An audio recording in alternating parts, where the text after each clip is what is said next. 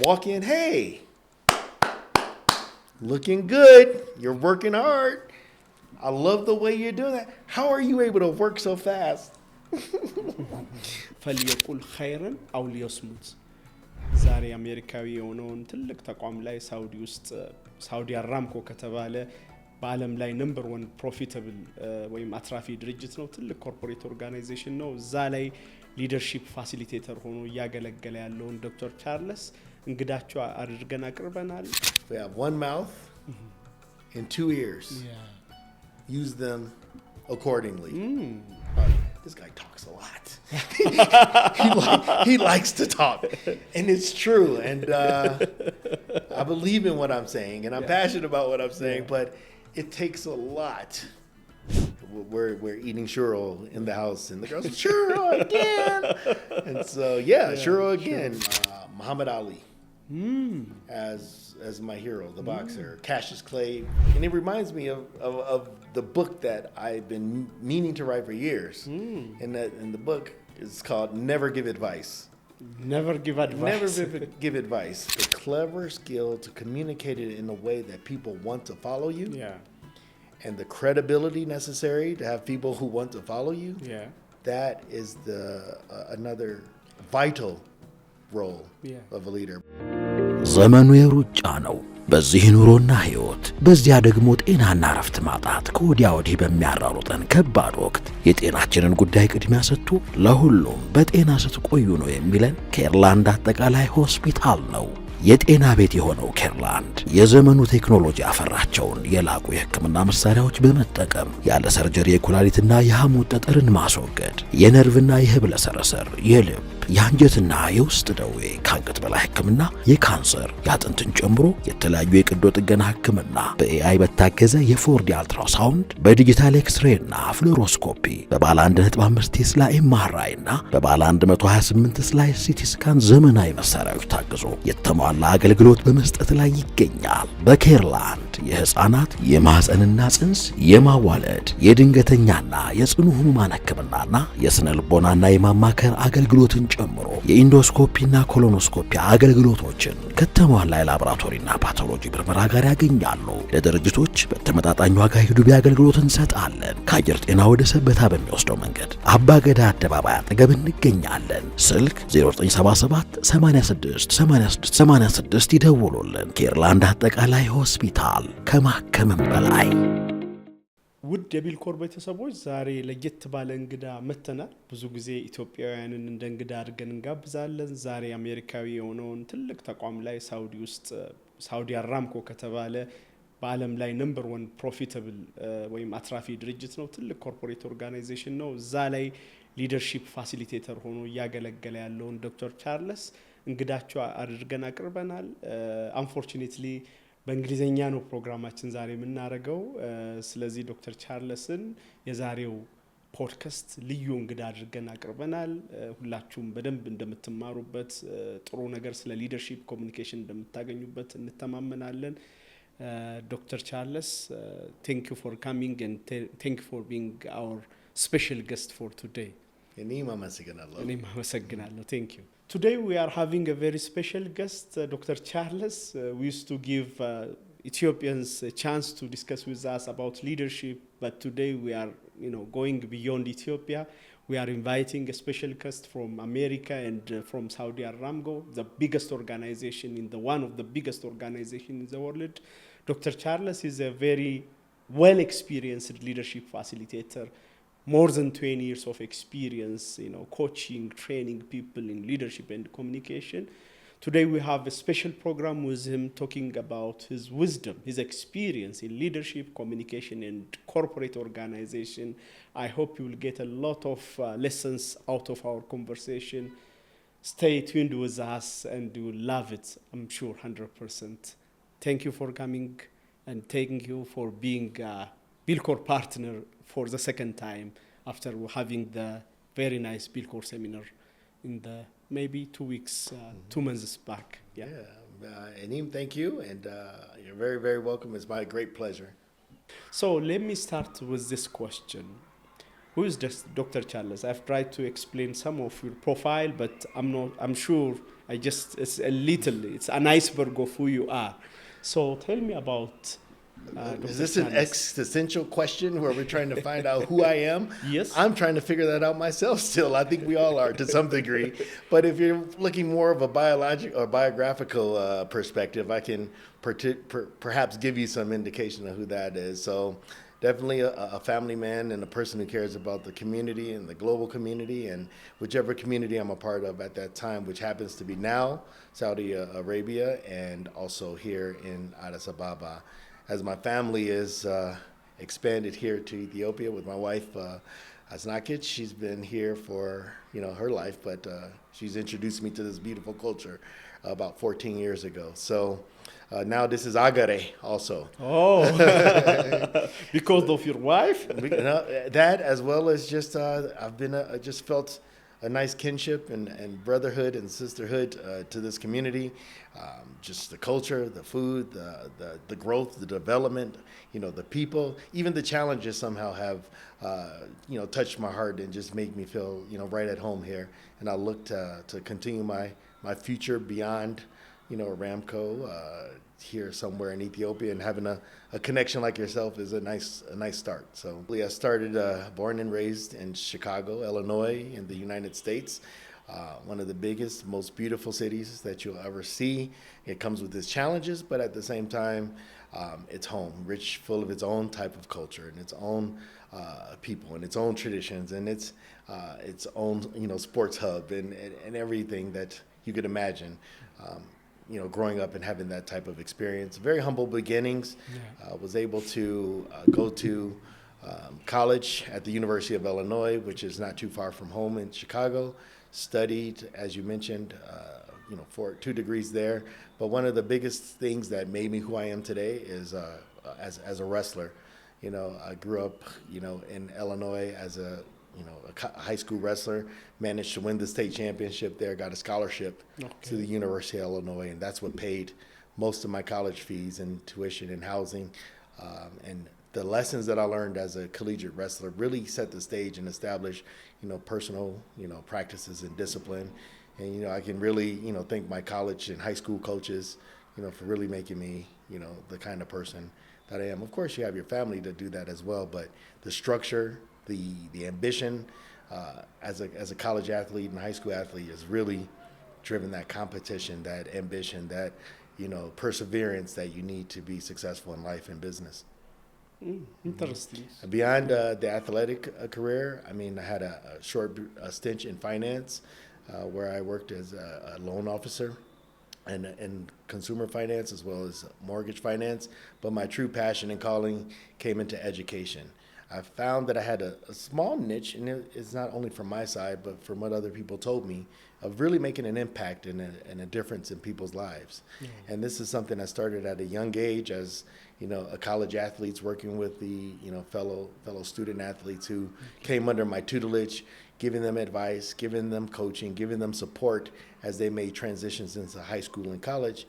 And I realized that was a profession.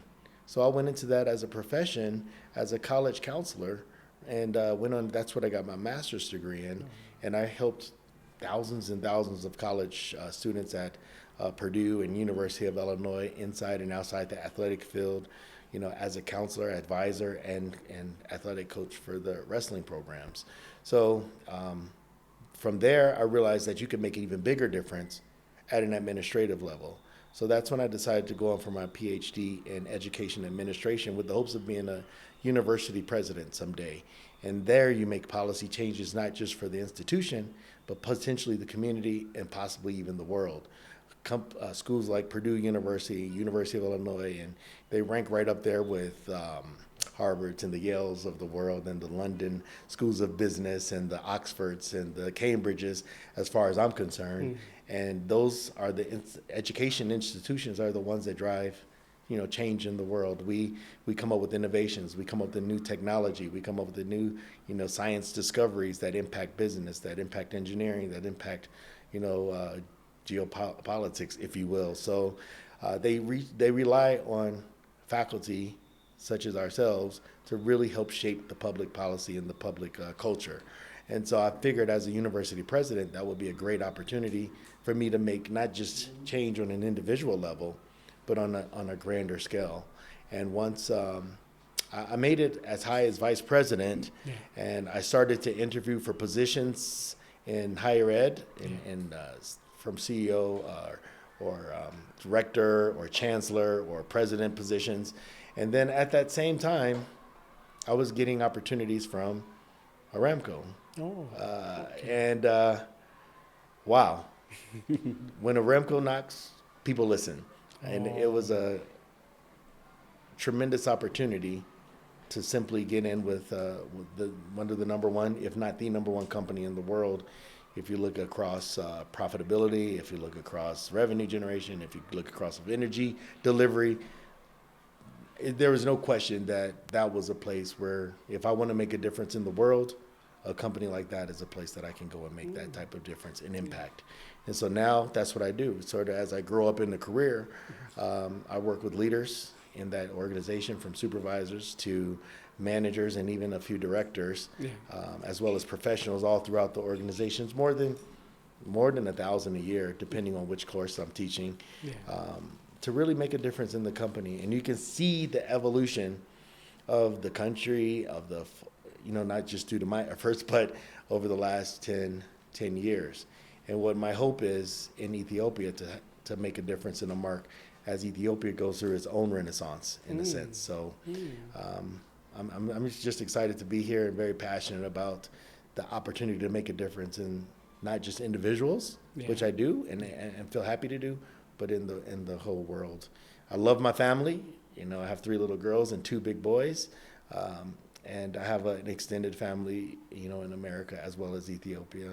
And some of them have branched out all across the globe. So I try to stay humbled by and connected to them, but as well as a role model for them as well. So these are things that really drive me and keep me going and excited to be here.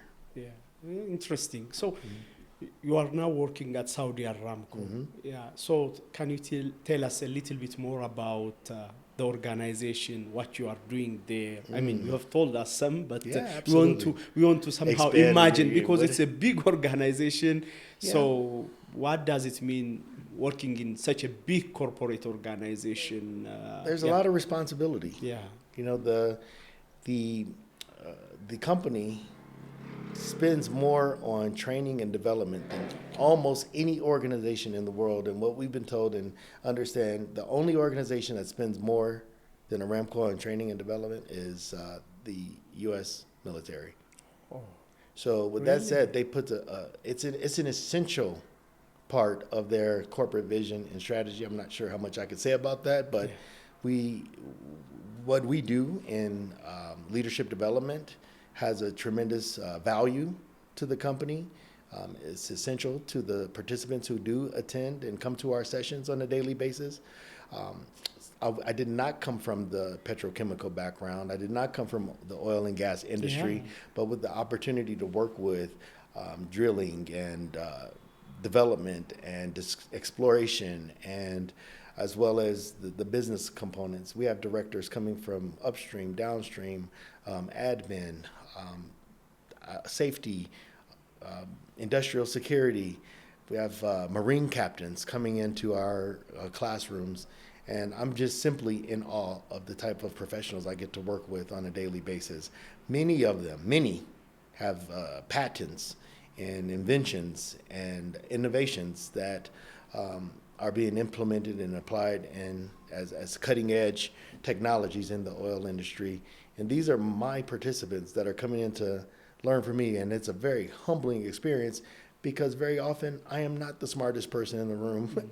And I get the opportunity to learn about all these facets of, the industry that I would not even had a clue even existed.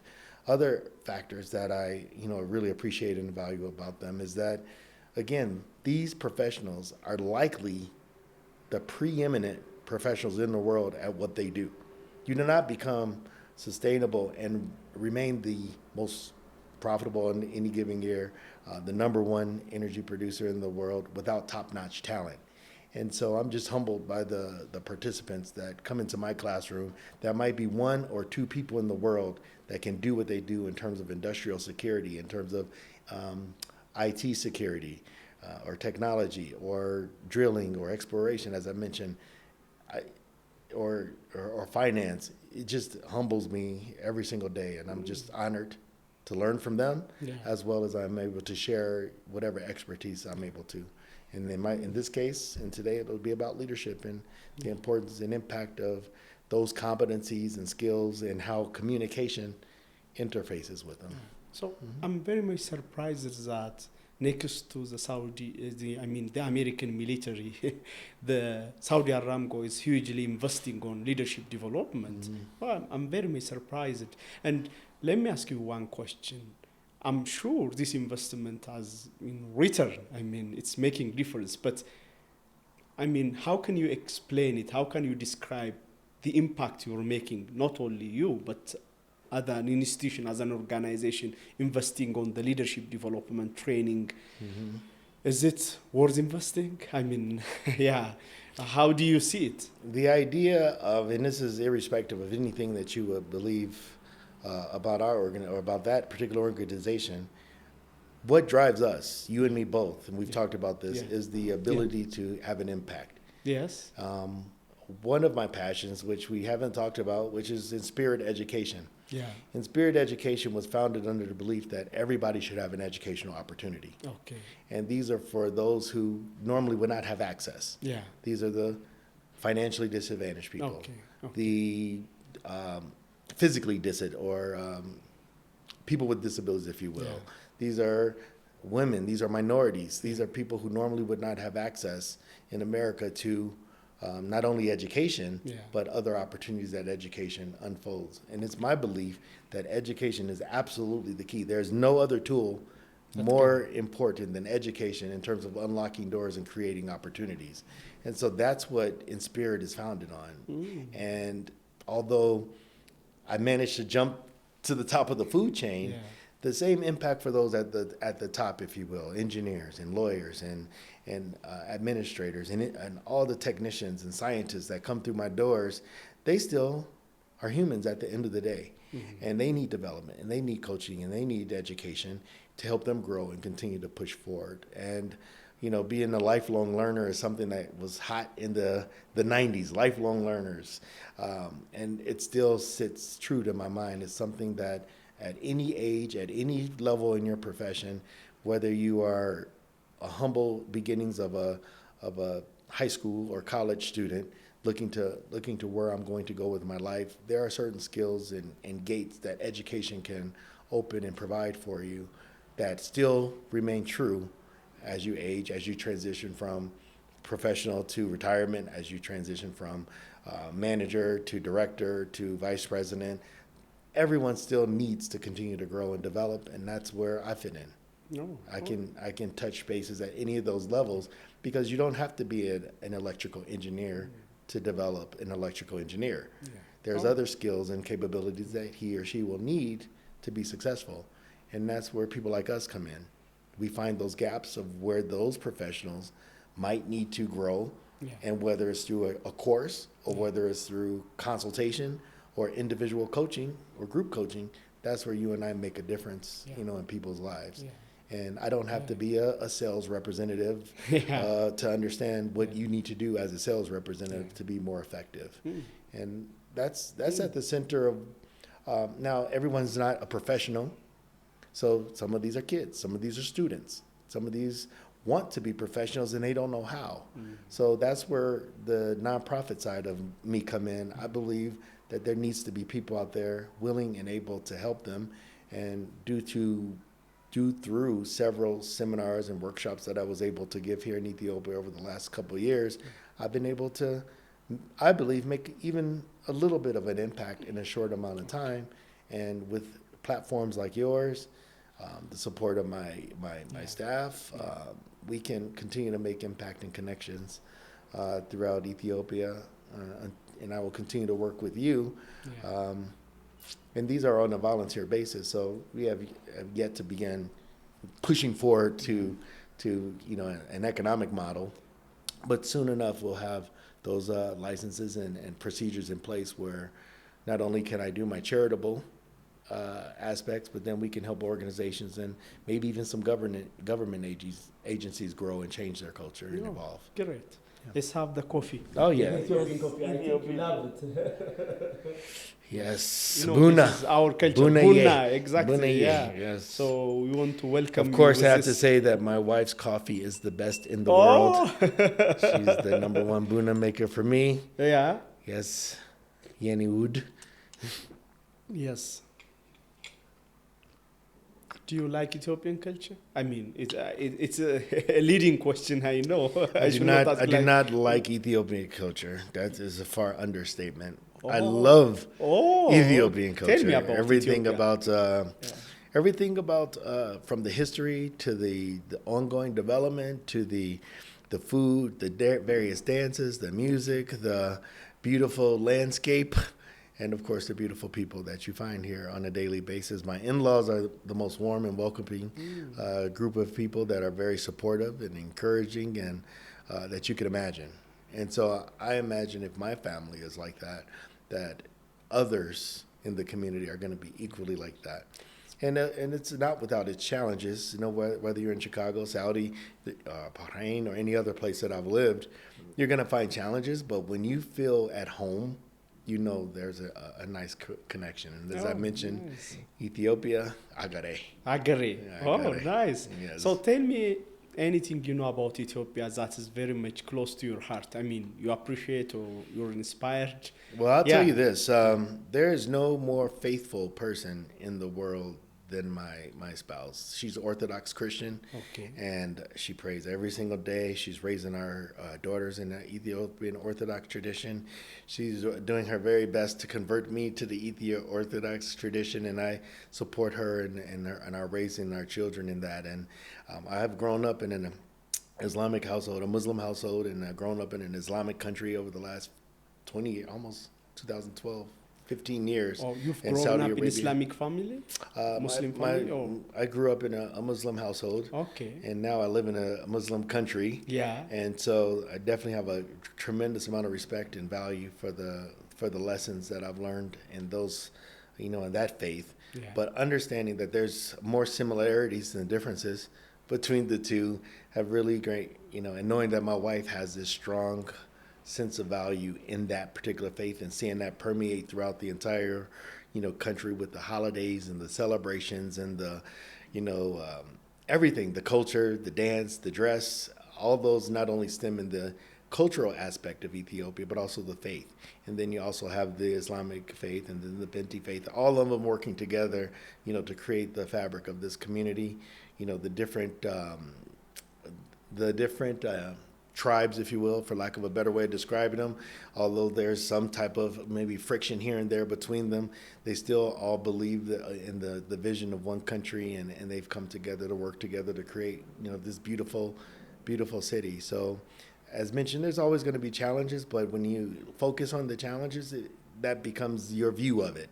But if you focus on the opportunities and the beauty of it all, then for an outsider, if you will, like me, it's just diversity. And where there's diversity, there's opportunity. Oh, and so the food, the different types of food, it's Which food do you very, like most? very shocking. Yeah.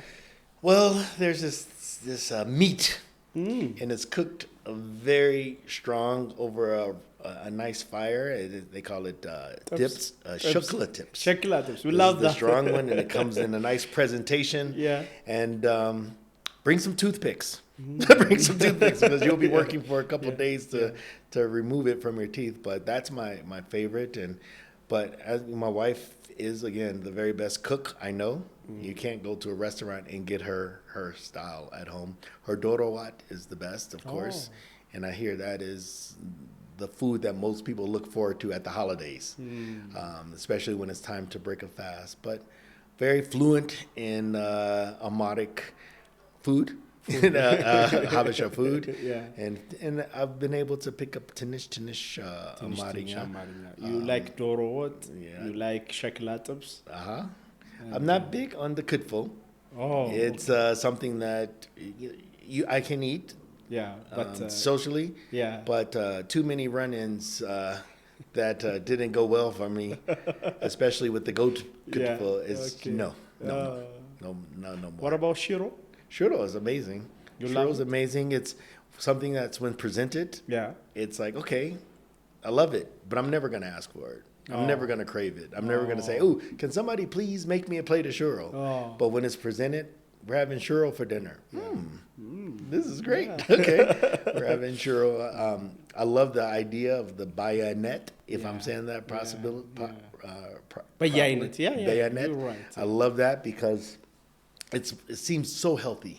Yeah. You have the beets, you have the peppers, you have the chilies, or curry. Yeah. You have this, you have the injera, which of course Even is the way it's presented and is the very, presentation is beautiful and colorful. and it's healthy, of and course. healthy. Yeah. This is this traditional food is, it's not something you're going to get every day, and sometimes honestly I take it for granted.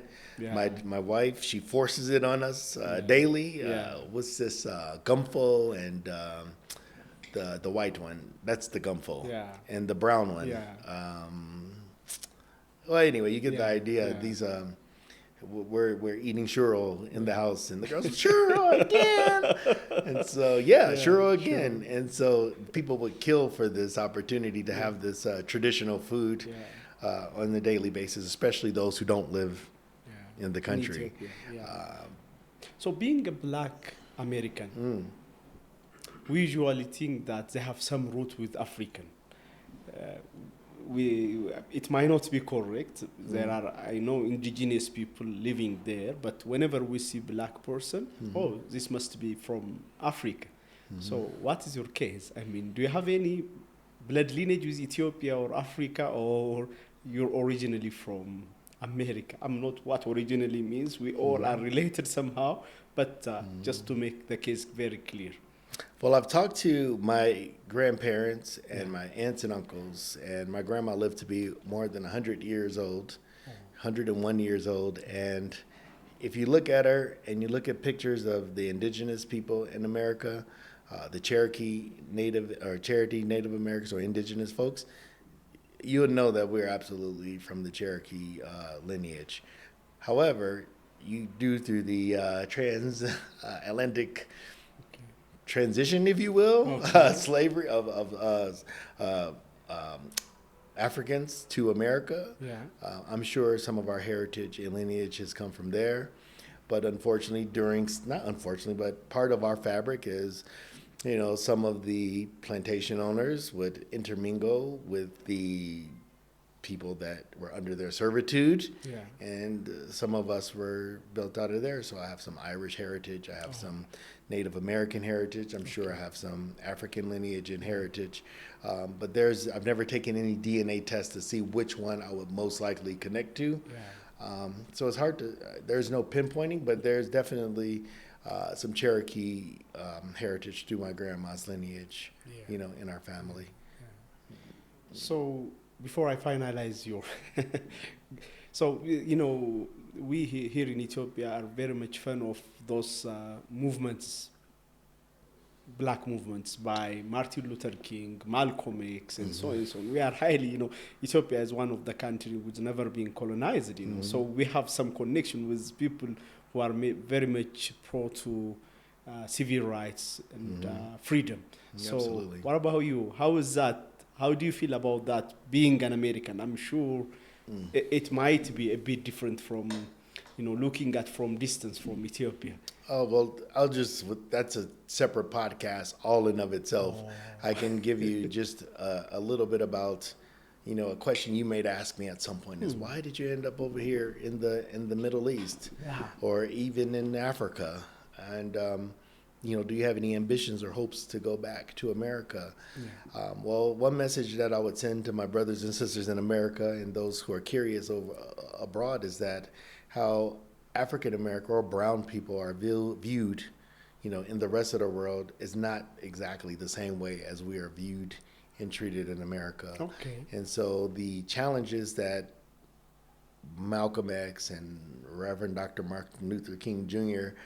Were fighting for back in the 60s, to sad to say that many of them still exist. And so the opportunities for somebody like myself with all the qualifications and all the expertise that I bring to the table would not have the same impact in America as it can and does have, overseas. So the country still has its areas that it can improve in for creating areas of equality and opportunity, which is why Inspirit is there in the first place, to help those less fortunate rise.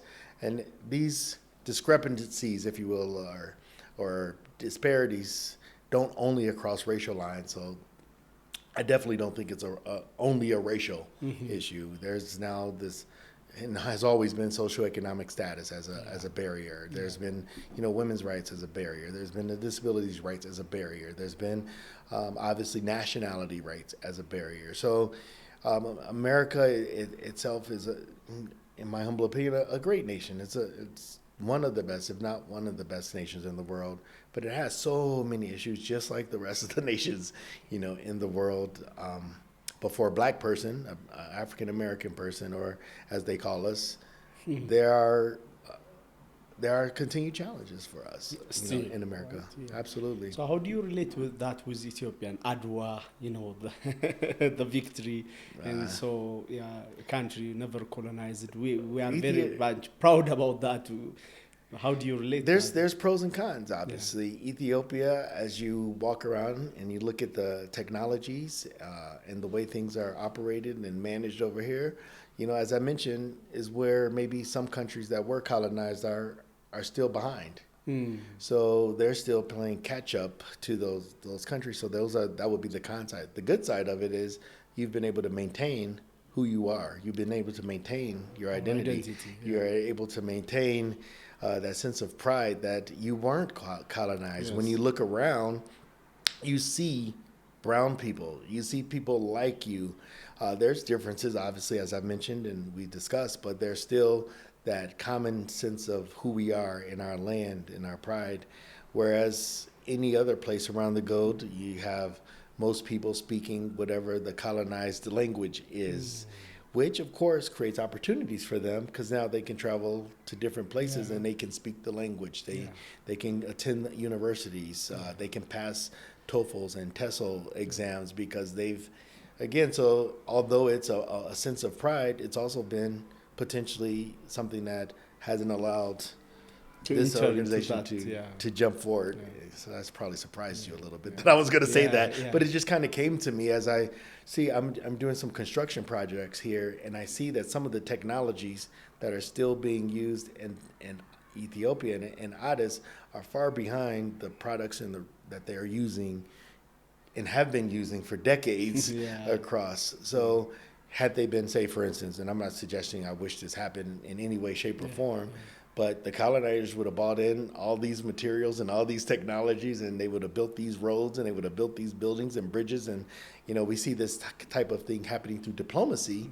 with China, Russia, and other countries that are bringing these technologies and bringing in these resources and bringing in these innovations. And you see the country growing exponentially in weeks, in days, like you see things change.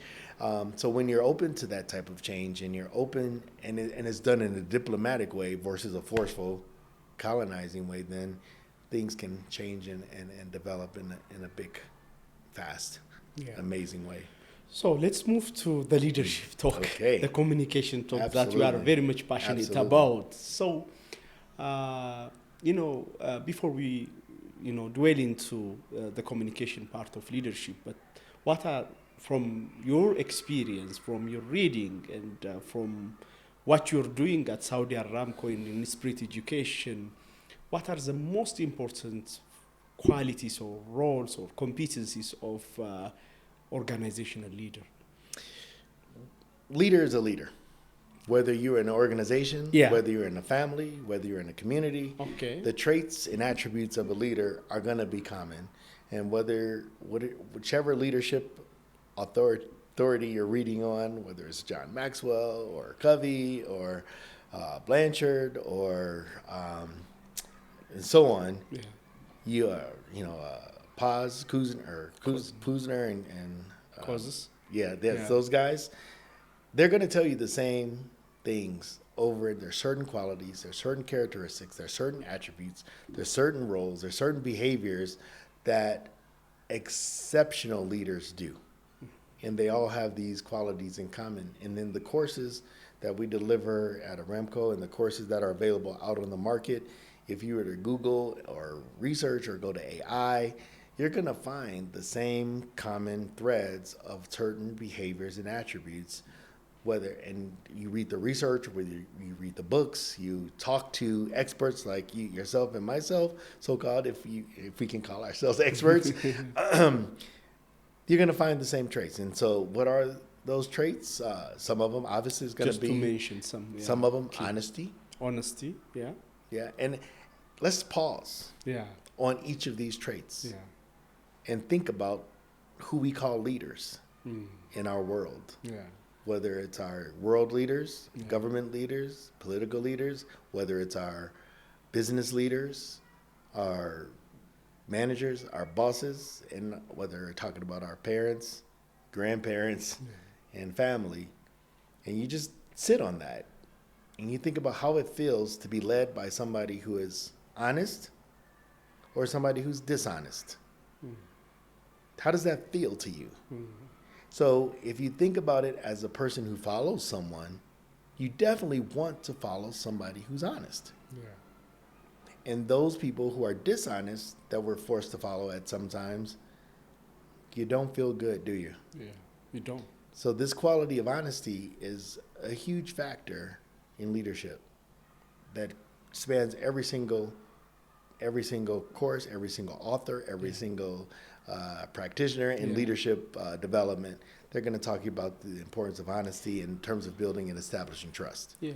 So even the Post and Kozner's research, which has been there for more than 40 years, you know, unequivocally showed that credibility is the foundation of leadership across, you know, different countries, and the research is done in millions of people. Absolutely. But it was consistently found that credibility or honesty is number one. Number one. Yeah. By far. By far. By far. So we'll start at the beginning, and I hope that gives us some credibility as well, because how can they get through this whole podcast without talking about this? And it's true. And it's, if you feel without even, it passes the face value test. Yeah. At face value, you think about it. Do I want to follow somebody that I can't trust? That's not honest. And the answer every time is, if we're forced to, you don't have a choice. But if I have a choice, absolutely no. Yeah. Absolutely no. So other attributes, you know, that it depends on which culture, you know, it varies from person to person and place to place, but you need to feel supported and cared for. If the leader doesn't show any care and concern and support for me and what I'm doing, what is their role? If you think of a role as a leader, as a boss, you've kind of missed the point. A leader is a servant. And the more you want to get into that role of a leader, you realize that you're taking care of people. Think of your role as a parent, for those of you who are parents. Are you the boss of your children, or are you the caretaker of your children? Do you spend more time bossing them, or feeding them, clothing them, teaching them, getting them rest, providing them shelter, providing them clothes? More energy is spent with the latter than the former. Yeah, you give them instructions and you tell them what to do, but even that is development. I'm showing them how to be self-sufficient as an adult, which is the role of a leader. So bossing, if that's what you think leadership is, you got it wrong. Leadership is about caring for people and taking care of people and supporting people, their growth and their, you know, development, whether you're talking about your children or your colleagues or your employees, the team that works for you. So that, another quality characteristics that's critical for a leader. Also, where are you taking people? What's your vision? What's your direction? If you're not going anywhere and you're just sitting in the same spot, doing the same thing, are you leading? No, leading is about taking someone somewhere. From here to there. And if you're a leader, you have a destination in mind of where you're taking people. But if you're a leader and you're wandering from point A to point B to point C, and you have this group of people following you and they don't know where they're going or why they're going there, they're going to be very confused and frustrated and eventually not want to follow you. Yeah. So the point is, as a leader, you want to have a vision, you want to have a direction, you want to have a goal, you want to have a target, you want to have a place that you want to go that people are willing to follow. So the ability to have a direction and a purpose, Yeah. so those go hand in hand. We call it a vision sometimes. Yeah. We call it a mission sometimes. Yeah. And you have that ability and interest and willingness to take people from point A to point B, and then the clever skill to communicate it in a way that people want to follow you, Yeah. and the credibility necessary to have people who want to follow you. Yeah. That is the another vital role Yeah. of a leader. Whether you're looking at Barry, Ben and Jerry, or Posner and Kuz, or if you're looking at Covey, or if you're looking at any of these leaders, are going to tell you the same thing. You have to inspire through the vision you have, and the follower should willingly, aspire to that to happen, and they should have that energy of, being, somehow motivated by those vision. But what are the differences you've mentioned about the vision, purpose, mission? So these are a lot of jargon terms especially in organizations. We talk about mission, we talk about vision, we talk about purpose, we talk about values and direction. So can you a little bit say more about this? Yeah, absolutely. Yeah. And let's keep it in very simple terms. Yes. And depending on what book you read or what author you go by or which philosophy you follow, some of those terms are interchangeable or flip-flopped. But the idea is, without giving you titles to each of the different things, people want to know, where are we headed? Yeah, okay. Which direction are we going? Yeah, okay. There's an end destination in mind. What does that look like? And it's spelled out very easy to see in very clear terms. Dr. Bilal, Bill Core, you want to be able to have an organization that can influence and impact the entire country of Ethiopia and in some way, Africa. Of course. That is something inspiring. That's why we are collaborating also. That's inspiring. I see what it is that you want to do, where you want to go, and your area of specialty is leadership development. You understand the importance and the impact of leadership and the qualities and characteristics that create those leaders. And that message you need to do and get around to as many people as you possibly can. And there's your mission. That's what you're doing. So what you want to do is impact all of Africa with the mission to transform them through leadership, competencies, abilities, skills. That's your mission. That's what you're out to do. Yeah. But why? That's the purpose. Why? No. Why do you want to do it? Because I want to see change. Why?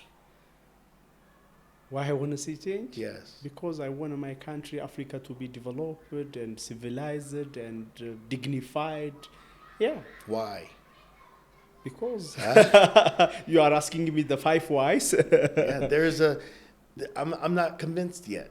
Yeah. I'm not convinced yet. I know you. I know you well enough to know that there is a deeper passion there. So that's what the purpose gets to. So, because I want the country to do great. Yeah, because we can do better. That's nice. So it's very much related with my core values. There we go. To be honest. Now so I have those key core values like justice, dignity, success, empathy, and as well as my faith or religion. Yes. So, and knowledge as a sixth one. These are the driving force personally. So I want these values not only for me, but as a country, as African, we need to be dignified as human being, and we need to have something to contribute to the world. I mean, I'm ashamed of, being labeled as poor, always, third world country, sub-Saharan African country. It's less of dignity. So these are the driving force why I'm working in this area, so that we can transform the society, help somehow transform the society, so that people can unlock their potential and make a significant impact in the community. Yeah. So that answer touched my heart. I'm sure it touched their heart and touched all the viewers' part. Why? Well, because it's going to make our country better. Why? Because, no, that's not a why. Yeah. Why is because I'm sick and tired of us being labeled as this and that, and I want to see us. That passion Yeah. is what inspires people. Exactly. That why Yeah. will overcome how you're going to do it and get people buying. That's what creates that passion, that purpose. And I have also a belief. I mean, it's not only those problems that create this mission, vision, or kind of thing. I do honestly believe that we have that potential. I mean, we are all equal human beings. The question is how much you can somehow unlock your potential and create value. So I never felt inferior or kind of thing. We have the potential. What we need to do is to somehow express that potential in terms of tangible result, tangible outcome. So that's why, by the way, the motto of Peace Corps is unlocking potential, creating value. So when we say unlocking potential, we have already the potential, Gotta but get it's it out. locked because of a mindset issue, because of inferiority, negative thought, emotion, and a lot of historical problems. And people say you are third world country, African country, kind of useless, Absolutely. needy kind of thing. Yeah, I don't subscribe to that. Right. I know that I can do it. If I can do it, I know all Ethiopian or African can do it. We can do it. So Absolutely. I do believe that intrinsically we are equal and we can contribute and we can change Africa. So that is a deep That's feeling. I my have. why. So when you get to the why, that's that deep feeling you have of the value that you're going to create by doing what you're doing, by doing the courses and the teaching and how you're going to reach so many people by doing that. There's your vision. We're going to take you there by doing this because it means that much to me. That's the purpose. And you said the key. So you asked me about the values. So what are those values? You just outlined them. Yeah. So I don't even have to explain that. Yeah. The value is what drives that purpose because I believe in whether it's safety, whether it's security, whether it's integrity, whether it's, accountability, whether it's faith, whatever those things that are at the core of your beliefs, those are your values which help guide your purpose in any direction, in any decisions that you're going to make in your own personal life. Yeah. But as people can see, if I'm going to go to Peace Corps, I know that this is what they're about. Yeah. And I know that the leader, this is what he stands for, and this is why he's doing it. And I know what they're trying to do. So that's when you start aligning all of those pieces together. That's when you get your strategy, if you will.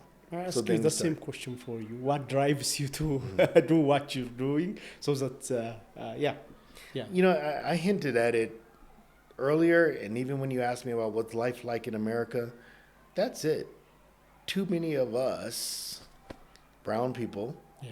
have been denied of opportunities, for lack of a better way of putting it, for a long, long time, for a very long time. Yeah. And even if you reach the highest heights of your profession, it takes so much effort to even get a look at to someone who may be of another nationality or creed to get that opportunity. Yeah. So it's been said and well known in our community that we have to do things 10 times more or 10 times harder or 10 times better than the next person to get ahead. And I want to teach those who are with less opportunities and show them and prepare them and equip them so that they can compete at that level or realize that they don't have to compete and they can create their own. And these are the folks that Marcus Garvey and folks like that were saying, hey, let's get out of this country and start our own country and our own communities. People are still standing today. I think it's Dr. Umar. He's saying, hey, we need to have our own economy, our own, I'm talking about African-American people. We're $1 billion economy, more than a billion economy in and of itself. So if they all collected those dollars and didn't contribute to or participate in the greater economy that keep us out, we can do things just fine. So the idea is just teaching us that we can do more, we can do better. We, and even myself, seeing opportunities outside of the country and sharing that, and then recognizing that those issues are also in Ethiopia. Yeah. Those same issues are in Bahrain, are in Saudi, and not disparaging those countries in any way, but people want education, people want development, people want opportunities, and my passion is taking all the little bit of knowledge, whether it's in wrestling, whether it's in leadership development or communications or all those skills, any of those skills, finance or acumen or literacy. One of my favorite people is John Hope Bryant. I believe that's his name, how you say it. He started very humble beginnings of teaching financial literacy to folks, and now he's giving presentations at Davos, and he has a wide range of videos on YouTube, just sort of encouraging people like you and me and those others. Just, you don't have to be stuck financially. Nobody's ever taught people how to manage their finance or unlock finances or leverage, their finances, how to manage their finances. That in and of itself, that simple skill can elevate an entire generation, population, just understanding how finances work. And how to apply them. So someone like him is inspiring to someone like me to do things like he's doing for a variety of communities. That's why I don't mind giving, free engagements to, those less fortunate, because I know they can't afford it and they wouldn't have access to the same resource such as myself unless I gave it to them. And so that's what drives me. That's my passion, is to help those less fortunate take it to the next level. Now, somehow, I realize that those at the top also need support as well, and they need help as well, and they have the money to help me take care of my family. But also, now that I'm stable and solvent, I can help others who are less fortunate and pull them up as well. So whether it's through knowledge, whether it's through resources, whether it's through connections, I have to use what, if I dare say, God or Allah has given me to give to other people. If I keep it for myself, what good is that? Whether it's knowledge, whether it's ideas, whether it's, information, resources. The old adage, you can teach someone how to give a person a fish, or you can teach them how to fish. And if you give them a fish, they're happy, they're satisfied that day. But if you really teach a community how to leverage their finances, you teach a community how to access education, you teach a community literacy, you really make a difference for the whole lives, and then their families, and then their generations to come. So that is my passion. And that's what drives me. And because there were people ahead of me who created opportunities and opened doors for me, taught me things. And I know that without my education and without those opportunities and without, pay it forward, without people giving me, now I have to pay it forward. I have to give for other people. And, there happens to be tremendous amount of opportunity in the corporate and finance world as well to profit off of it too. So there's that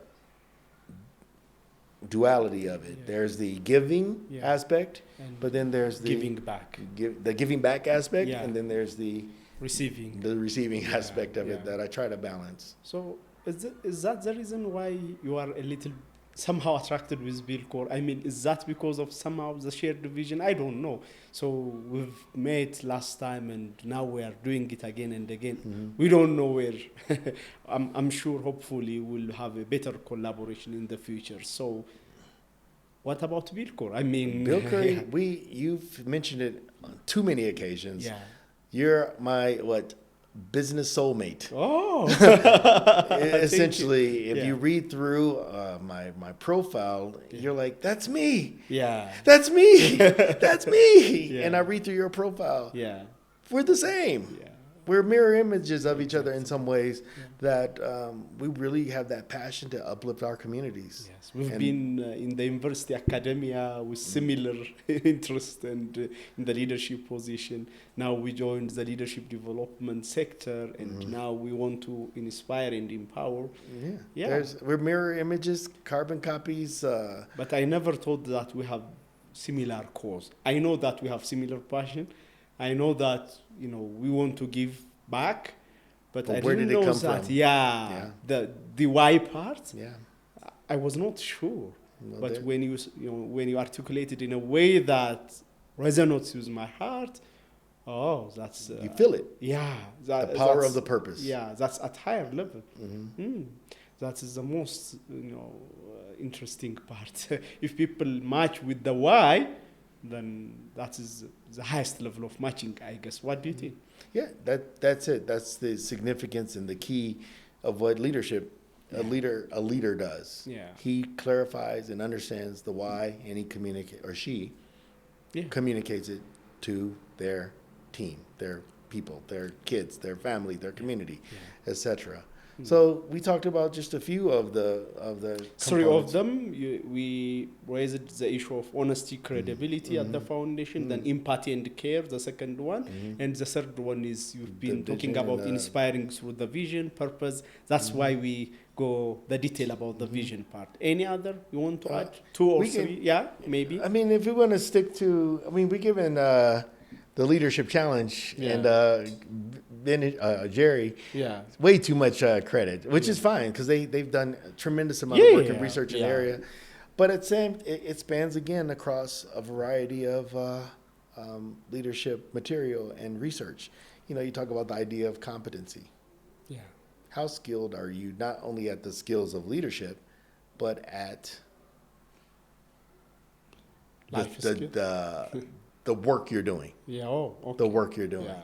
So if you are a engineer and you're a poor engineer, how much credibility do you have? So the level of skills you have. But then as a leader, how competent are you in those other skills that we just talked about? So do you have the ability to lead? Do you have the ability to do engineering? Are you an expert in that field of study? And how can we trust you and believe in you that you can get the work done? Yeah. Can you get the job done? You say you want to go to there, but do you have the capacity, the capability, to do it? If you don't, then it's just nice words. Yeah, you want to take us there, but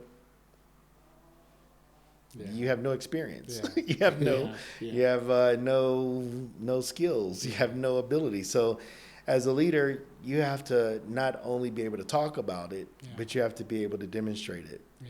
Demonstrated competencies. So that's a key, as you know from the research, key factor that Also modeling the way and challenging the process are That goes some right of the findings. some Yeah. of the Challenging the family. process, I really like it. That's the It's innovation, like right? The innovation part, the Yeah. learning agility part. I love that one. and in this particular country, I noticed, and you've mentioned it earlier, Yeah. that is the key. Okay. This is almost change management, right? Yeah. We have to change the mindset that the way we've done things and the way we do things is not the only or the best way to do it. There's more ways to do it, and there's more proven ways to do it. And if you're not willing to change your mindset to try a different way or do a different way, you're going to be stuck doing the same thing the same way you've always done it. When there's better, there's faster, there's more efficient, more effective ways to take care of it. That's where challenge the process comes in, whether you are challenging the way you're doing things or challenging your own mindset. It's almost, in a way, a tool of change management or a factor of change management to get people to make that shift and also to be able to look outside the box, if you will, to find new and better ways of doing things that may or may not be new ways. These ways, as I said, there's technologies in the construction field that have been around for decades. Yeah. 30, 40 years. Yeah. And today in Ethiopia, it's like, the wheel. There's a wheel here, and what do you do with this wheel? And that's and not to really try to put folks down. That's not the idea. But some will put it aside like, oh, no, that's use. I don't even know what, somebody's going to get hurt if they use this. We need to change the mindset and say, okay, let's look at and learn how to use this new tool, how to use this new technology. And obviously the one at the forefront of the world right now is artificial intelligence. Exactly. There's many people who don't know about it, Yeah. and there's many people who don't know how to use it. Yeah. And there's many people who use it ineffectively or inappropriately. Yeah. And there's a wealth of opportunity. And the folks who are using it are taking light year steps in front of the people who are not using it. And so if you take something like AI, the country itself, the city itself has made an investment in Yes. AI. Yeah. But have they communicated that vision to the people, to the everyday person, to the business owner, the business, the branch manager, the ministry, advisors, if you will. When they do, but you need to take that first step up. That's the idea. People need to be willing first. That's the change and the challenge, the process part of it. Be willing to take that step. But And there so- is always a fear. When there is a change, people may lose their status, and they may lose job, or they may Absolutely. even though they believe that this is something worth doing it, but there is a tendency to, not accept Hesitate it. or resist. Resist. Yeah, resist. So how can we, Again, I love. I think you're doing this on purpose. You're marketing all the courses that we can deliver. So if there's a question that someone's asking, how do I change? Okay, well, there's a course or a consultation we can give you that can help you figure out and diagnose your exact situation, whether it's change or in your organization. If you find your team and your staff is resistant, we can help you, give you some different strategies and coaching techniques and consultations, or even work with your team to bring them along through that change. So there's techniques and there's ways and there's lots of research and literature and resources out there to manage change in the whole field of study and education on change management, if you will. So it's like, it's not a simple one-shot answer I can give you, but if you are interested, these are things that we can coach you through. We can collaborate and give in-depth type of training and coaching in this regard. And also, development, exactly. So there's not a one bullet answer. Yeah. If how do you deal with people who are resistant to change? Well, who are the people? What's the circumstance? What's exactly. How But big is the change? Exactly. The context also is important. So one question: you've been in Addis multiple times, I guess. And, This year alone. This year alone. This year alone. And you've been here 17 years. 14 years. 14 years. So how do you see the change? Be honest and tell me what you feel. I feel and the opportunity. I feel like things have completely turned a 180. 180. 180 degrees from the direction it was. When I first arrived, there were a lot of dilapidated properties, tin houses with tin roofs and makeshift buildings all up and down the road. There were a few buildings that looked modern and professional, but they were not very many.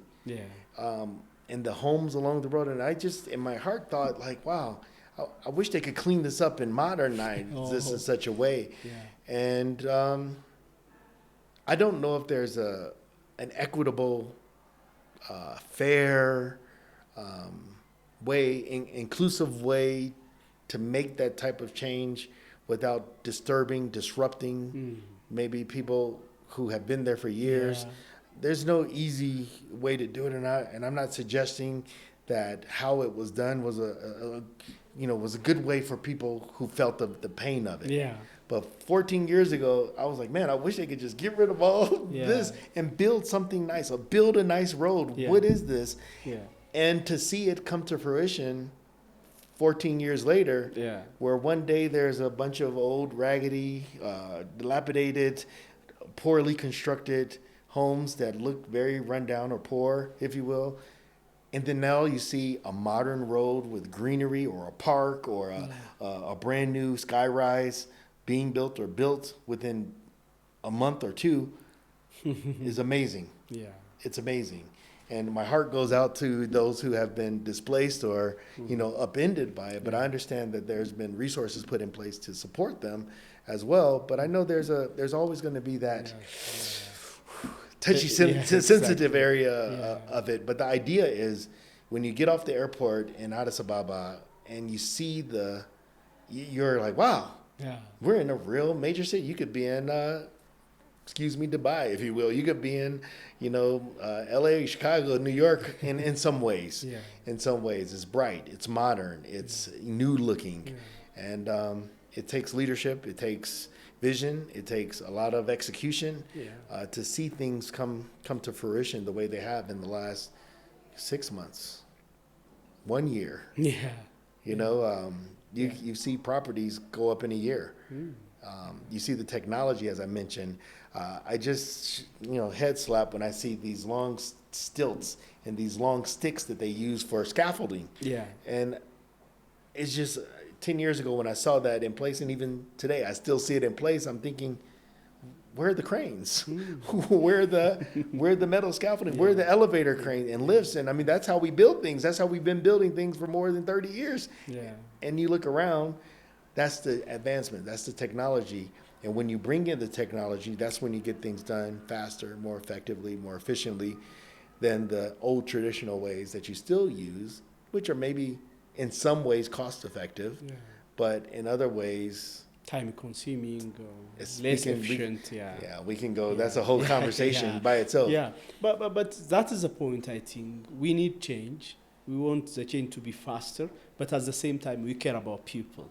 So as a leader, we have, balancing that consideration with courage is always conflicting. So you want to care about people living there on the road and so on. So that they will suffer from the pain. I mean, displacement is painful, wherever you are compensated or something. But on the other hand, you want to see change. So people blame this is a kind of cruel acts. But on the other hand, people can say this is courageous, and this is a way to do it at the end of the day if you want to challenge the process. So where do you think is the balance for a leader to be caring and empathetic on one hand, and on the other hand, changing the status quo and bring about big change? You said it. The key is balance. That's it. The answer's in the question. Yeah. So if you are going to be a leader, you need to balance courage and consideration. Yeah. And so you understand your situation, Yeah. and you have to make difficult decisions every single day. Yeah. Try to stay away from that topic, but as a father, I want to keep my family safe. Yeah. But at the same time, I have to make a living. Yes. So you have to make choices. Yeah. Do I stay and make a living, or do I keep my family safe? Yeah. And so you have to balance courage and consideration. Maybe your family wants one thing, but you know what's best, or you believe you know what's best.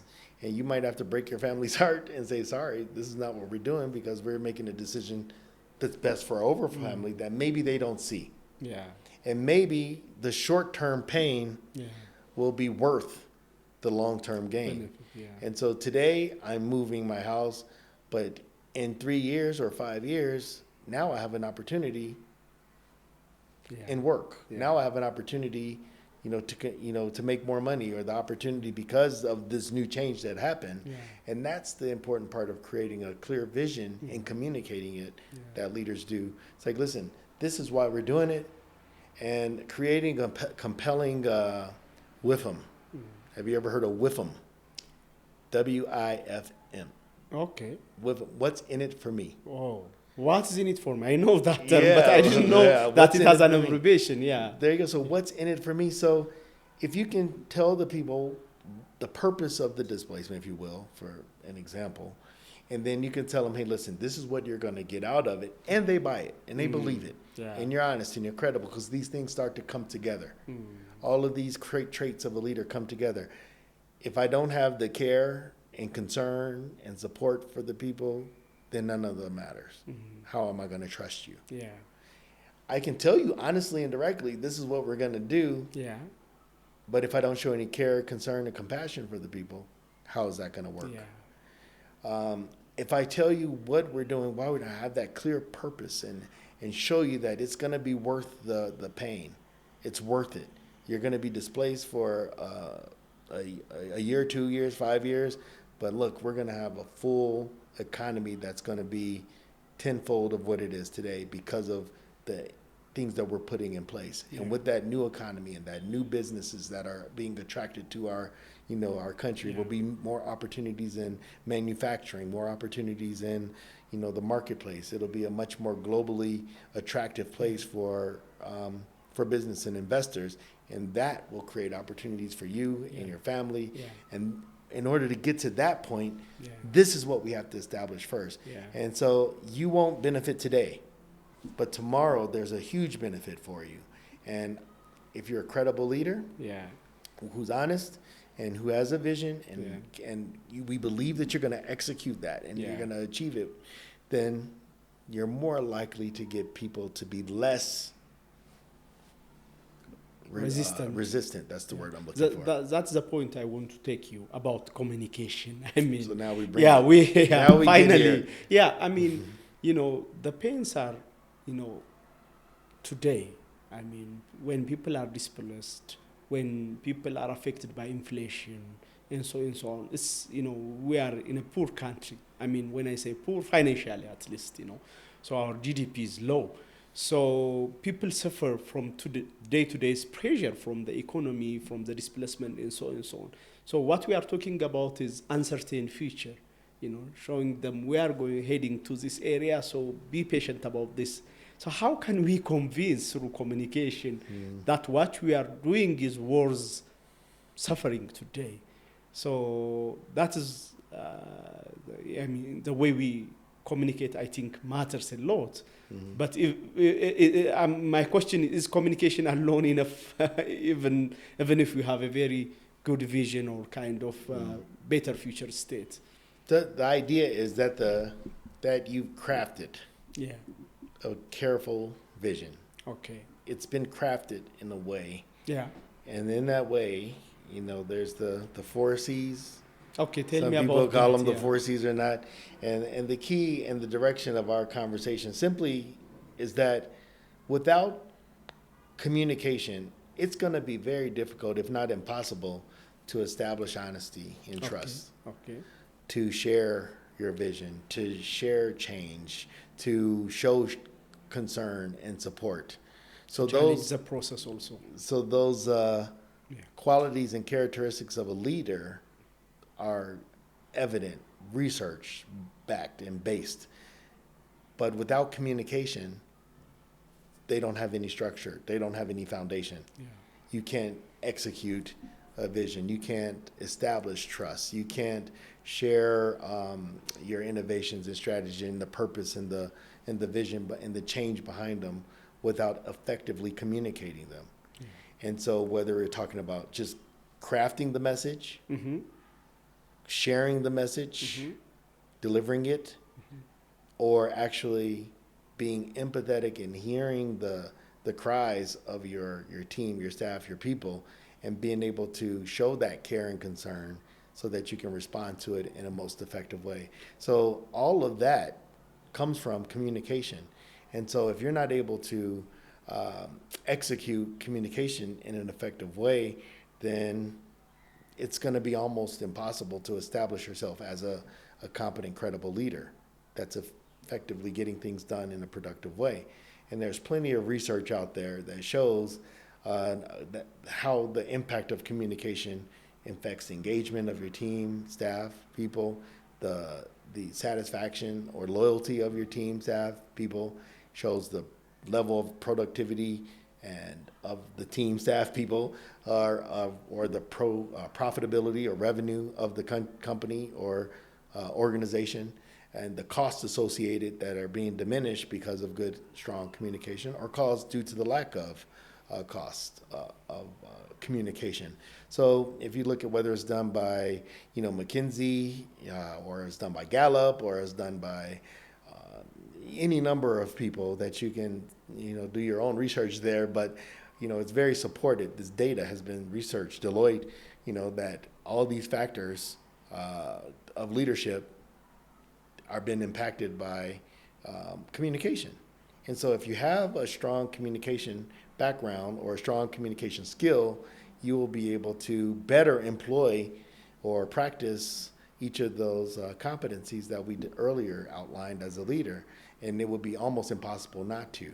So when we think of communication at its foundation, I like to think of the four C's. And this isn't something new or original that I've created, but something that's very practical that you can take with you. And the first C is, what you're communicating, is it clear? Is it clear? Do people truly understand what it is that you're trying to say? Okay. Are you saying it in such a way that is disjointed, disorganized?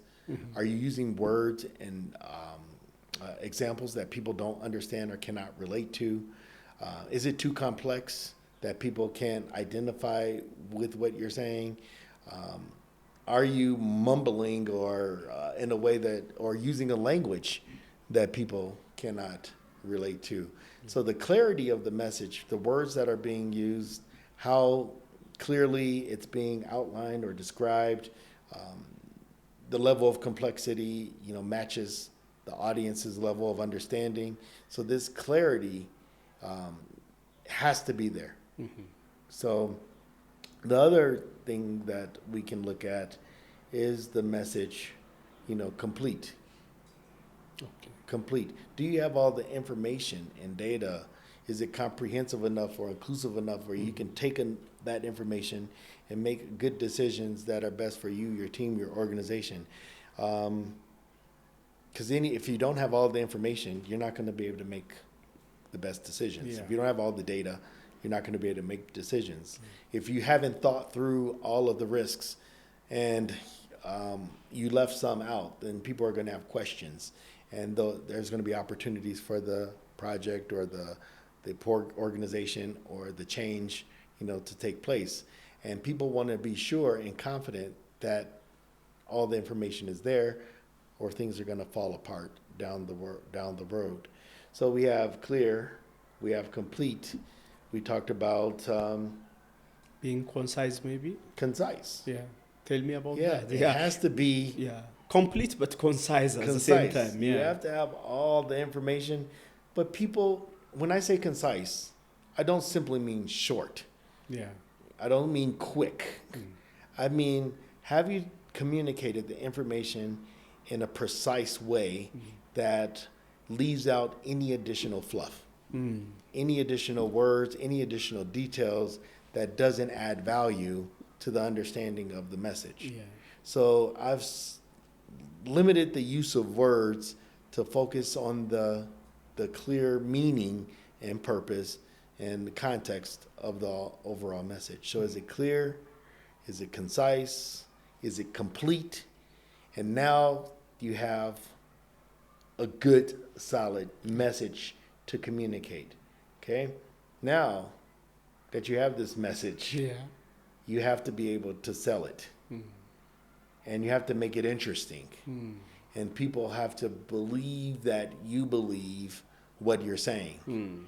And they have to see that you're excited, that you're passionate about what you're saying. It cannot be what we call lip service, where you're just talking. And in Arabic, they have a word called tasleek, where it's just kind of like, sort of like just pretending like you're communicating something worthwhile. It's fake. Yeah. In other words, it's fake. Yeah. But better, this last C that we're going to talk about today is compelling. Yeah. So something that is interesting and exciting, that you feel passionate about, that people can see that you're excited about. It's inspiring to them. It gets the people moving, as one of my famous artists, you can quote from one of his songs. It gets people, interested and engaged. That leader who's able to communicate in that kind of way, or at least communicate the message that way, and it takes some confidence as well to really make it more convincing. So that's, these are more C's that you can throw in there, confident and convincing, but I think those fall under compelling. Compelling. So one of the common problems we have in our organizations, we want to have a very clear communication, clear message, but at the same time, we want to be considerate about the feeling of the other person, the employees, those who are working with us. So, we can say always balance, but where is the balance? Telling the story or the truth, directly, so that people can understand it without any kinds of confusion, but at the same time caring about the feeling of that person. If I tell him directly, it might hurt his heart. Yeah, this is a big one. Like I said, that interpersonal communication is key, and as a leader, it should not be based on rumors or kind of thing. It should be evidence-based, true, and factual. That is the bare minimum. Exactly. If it's not true, if it doesn't give the information, if it doesn't have all the complete data and information, and you're making assumptions, you really want to think about, should you communicate this to your audience or to your person? So that's the first one. Okay, so now you've established it's true. It's true. Yeah. But the second gate is it necessary? What would be the benefit of sharing that information with that person? Sometimes telling the truth might not be helpful. Yeah. Yeah, it may not add any value to yeah, if it doesn't add any benefits. Yeah. Yeah, so- there's no benefit. There's nothing that could be corrected. There's nothing that could be changed. And maybe it's their nature, and that's something that you've come to accept and know and acknowledge. And no matter if you say it, nothing's going to change. So it's unnecessary sometimes to speak about it. Or there may not be a gain or a loss to it. It's just your opinion. It's just something you feel like, man. And if you wore a different shirt today, Dr. Bilal, you would look so much better, And you're like, but I didn't. This is the shirt I wore, and there's nothing you can do about it now. So what's the point in bringing it up? Telling that, yeah. It's already happened, Yeah. and there's no Reverse. and there may be nothing happen in the future about it. Yeah. So what's the point? Yeah. There's no point. It may be true. Yeah. Absolutely true. I wore a jacket. Why you didn't wear a jacket? Yeah. It's like it could be true. Yeah. That's valid. Yeah. However, Yeah. in the end, it's not going to change anything. It's not going to change the value of the podcast. It's not going to change the information we're sharing. Yeah. It's not going to change the way how your wonderful audience view you or me. So what? Why? Why would you go there? It was unnecessary. Yeah. Necessary. So clear, and you can think of lots of times where you want to share something with somebody. Stop. And it reminds me of the book that I've been meaning to write for years. And the book is called Never Give Advice. Never give advice. Never give advice. And so it connects to that point. If I Why say, you titled like that? Never give advice. You Never are a give counselor. counselors, Yeah. if you have a certification in counseling, you don't give advice. Yeah. We don't give advice. We've been trained not to give advice. You listen a lot and you coach. You maybe. listen, you empathize, Yeah. you understand, Yeah. you use different techniques to modify and change behavior and attitudes and mindsets. But it is dangerous to tell people what to do. Dangerous. Yeah. Can be dangerous. And definitely ineffective. And definitely ineffective if you give advice, especially without knowing all the information Yes. and data. Yeah. Or incomplete. And how I define advice is your opinion about the way somebody should do something in a very simple way. It's my opinion. Yeah. It's not evidence-based. It's not factual. It's not contextual. Yeah. And even if it is, does it apply to the circumstance? Yeah. So as you look at that book and as you look at that title, this point kind of falls there. Is it necessary? Yeah. So it's something I'm feeling. And when I give advice, it's usually satisfying something for me, not the other person. Yeah. I don't like that sweater. I don't like that color. Yeah. It makes me feel uncomfortable. However, you love it. You're comfortable. You're cool. You're a professional. Yeah. What more I need? What more than I need than this? If you are caring about that person, you don't need to Share my thought. What Like, you feel. it's not my feel. It's not my point. It's not. It's not up to me. So you have to pause. Yeah. Pause, and think, what is going to be the true benefit of my comment? There's no benefit there. Yeah. There's no added value in this point. So let me just zip it. The last one. There is, by the way, Prophet Muhammad saying on this regard, sallallahu alayhi wasallam, if you are a believer, either say, I forget the hadith, فَلْيَقُلْ خَيْرًا أَوْ لِيَصْمُتْ. Those who believes in Allah and the last day, they should say something khair. Khair means something beneficial, better, or أو ليصمت, or you keep quiet. You better keep quiet. That's exactly it. I'm going to steal that. Yeah, Thank you. yeah. Write it down for me. Working in Saudi, they love when I use these quips, and I can't wait to use that one. Yeah. So thank you. Please write that one down for me, because Yeah. I will need that. Because it's I exactly really that. love it, yeah. فَلْيَقُلْ خَيْرًا, not just truth, but it should be something khair. Khair means something better, beneficial, something khair, khair is, yeah. أو ليصمت. You be better keep quiet. Never give advice if you don't think, yeah. And in the U.S. and the West, and I'm sure it's in other cultures too, we have an expression that all our mamas told us.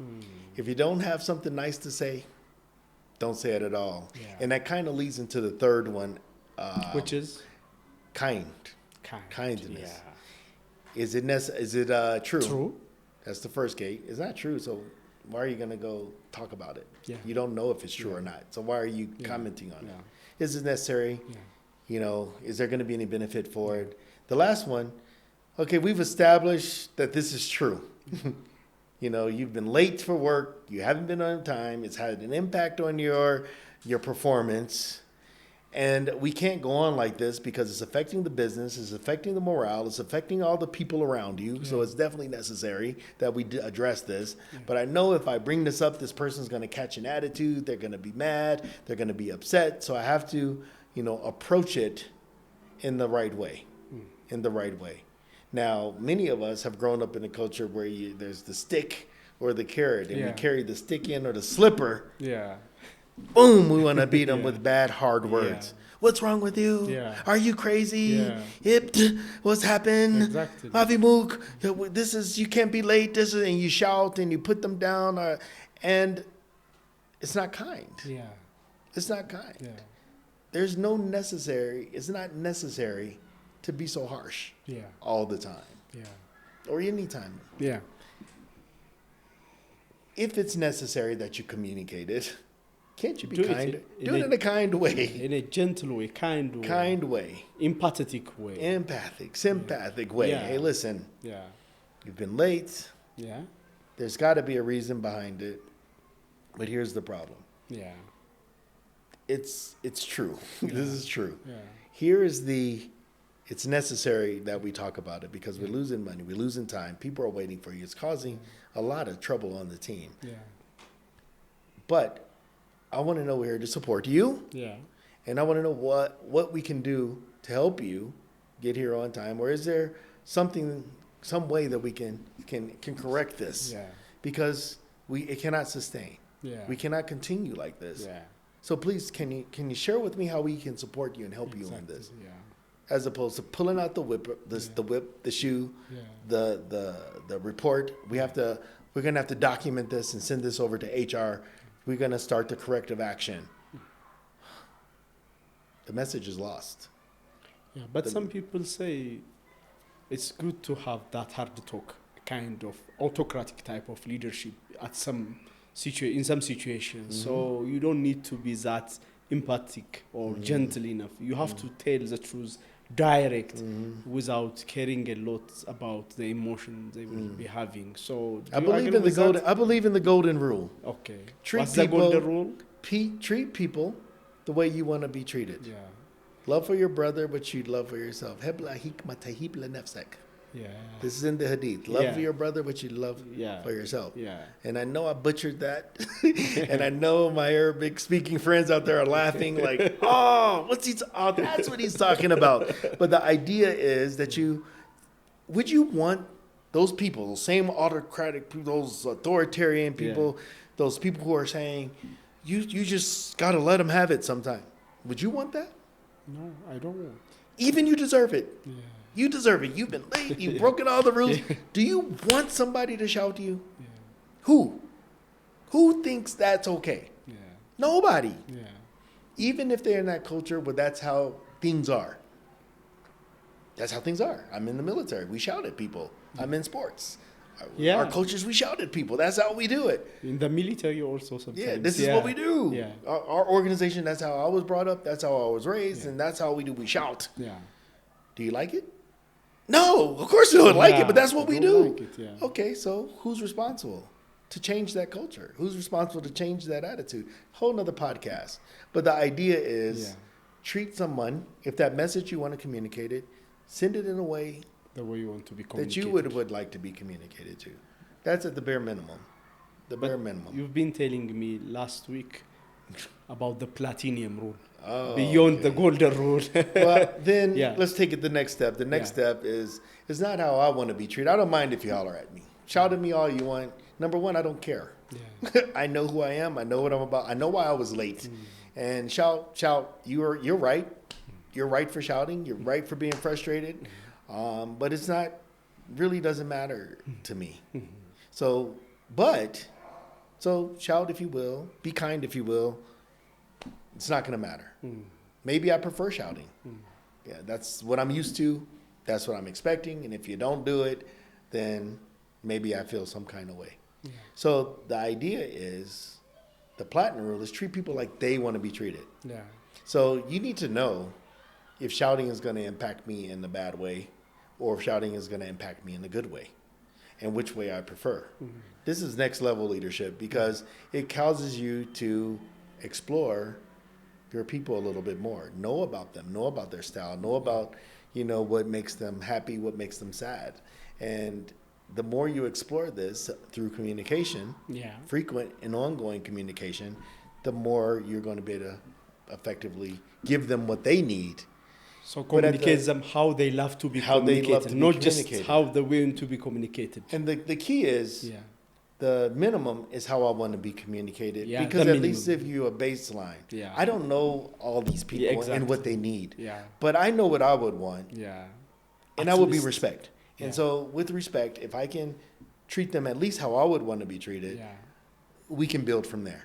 At least it works as a bare minimum As for a baseline. everyone. Yeah. Mhm. But when you know somebody in detail, then you can somehow Address them address at their them level. at individual level, Mhm. how they want to be communicated. That's, I think, the platinum rule. You say? Yeah, it's the platinum rule. And it sort of leads into the next point, which is just about each of us have our own styles. Styles of communication. So whether it's a leader or So, some popcorn here. Yeah. I saw it there. I was thinking, when am I that going to popcorn start? looks good. Do I have some of that popcorn? Sorry for being late. No, it's keep it for now. because I Keep- was very much interested in deep into. Yeah. I don't want to lose my thought here, so keep the popcorn for a minute. Yeah. I don't want to have a mouthful of popcorn while I'm Oh, talking you don't too. want? Not while I'm talking. So Yeah. I want to communicate this point. Yeah. So Okay, there's please. multiple styles of communication. Can I take? Yeah, please. Okay. Yeah, you sit back and listen and be entertained with your popcorn.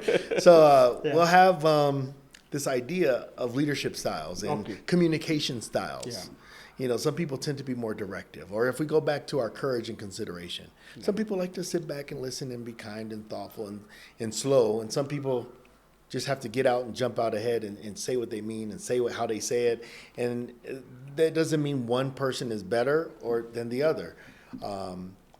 There's different personality styles, and you can take a DISC personality test or Myers-Briggs personality test, and you can tell that each of those personality styles communicate in a type of way. It goes beyond the scope of this podcast, but the idea is we all have different personalities, and we all don't like to be communicated the same way, and we all don't communicate in the same way. Yes. And you have mentioned culturally that in certain cultures, they don't like directive language and directive communication, and they go through indirectly. Yeah. And so I will push back a little bit and say, yeah, you can take some of these personality traits, and they're more common in other cultures than others. Yeah. But when you look at particular industries, or if you look at particular subsets Yeah. within those different cultures, you find more of a personality disparity than you would with the cultural differences or diversity.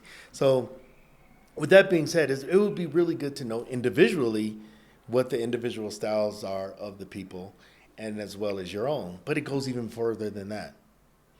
Different situations require different styles of communication. leadership Yeah. and different styles of communication. Yes. And that brings us to that wonderful course through the Ken Blanchard that we deliver at Aramco, but it's an internationally famous brand, Ken Blanchard, and it's SL2.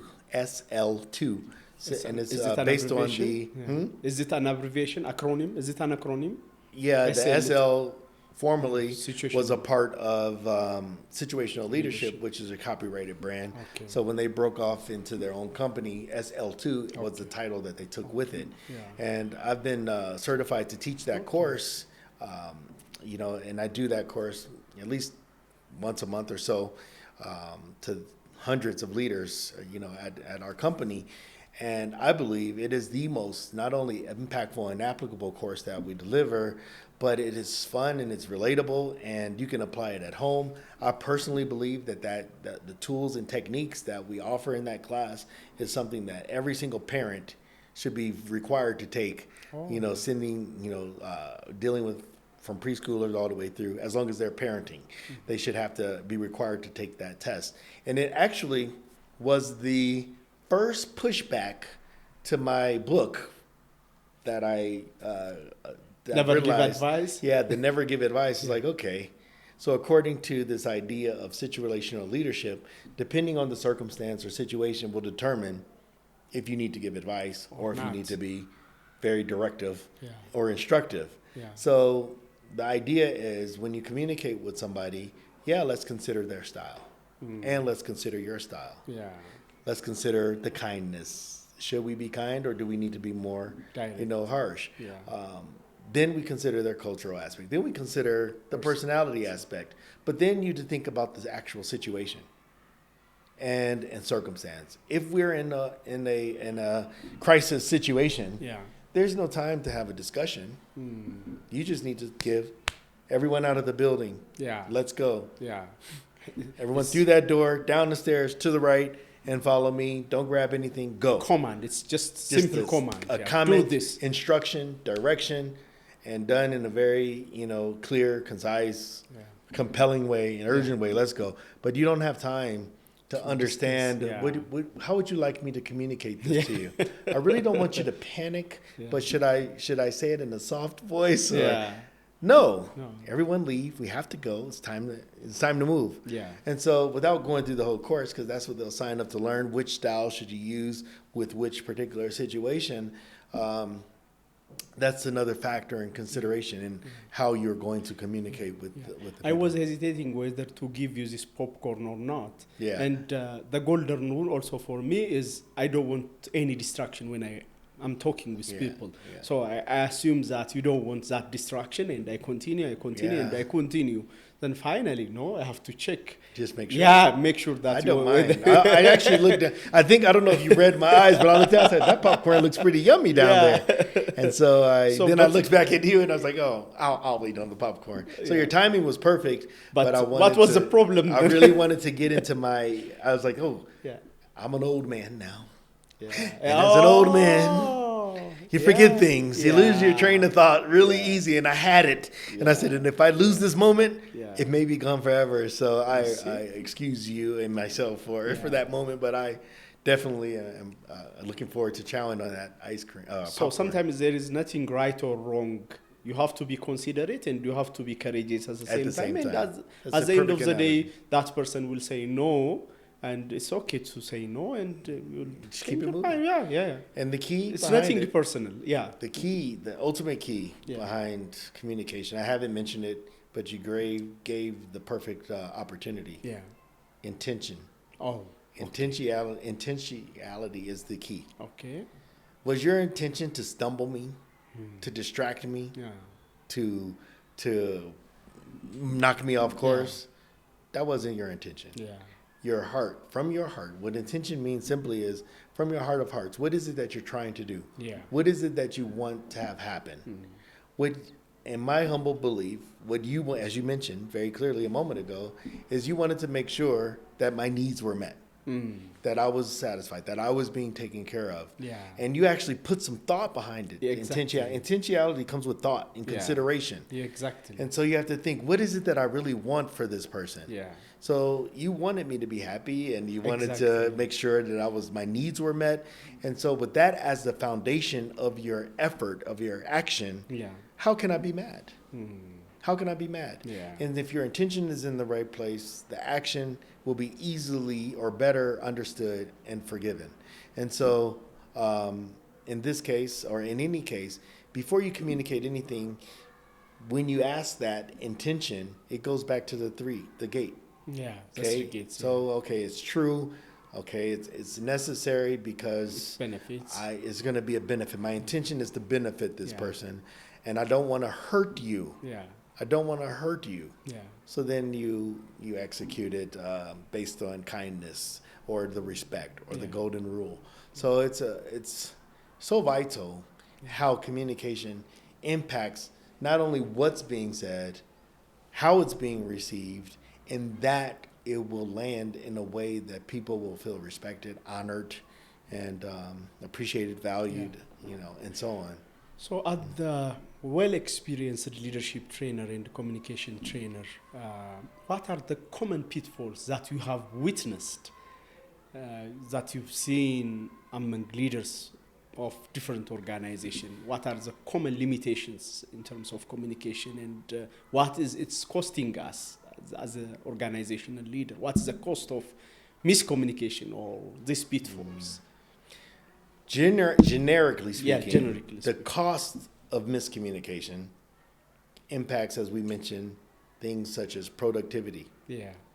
You know, even simply how you communicate, you know, with your worker could determine how well he or she shows up, how fast or spirited that person, or how engaged that person is on the job. And so, as a particular pitfall that relates to that, you see an employee, maybe they're been working really hard and they've been satisfied in their work, but you see them pick up their phone Yeah. and they text a friend or they respond to a notification right at the moment you walk in, and you say, "What are you doing on your phone? I'm paying you to work, not be on your phone." And they've been working diligently Yeah. up until that moment Yeah. that you saw them. Yeah. Now you shouted at them. Now they feel bad. They feel embarrassed Yeah. that you put them down in this particular way. And they try to explain, I'm sorry, it was just a moment. Yeah, sure, it was just a moment.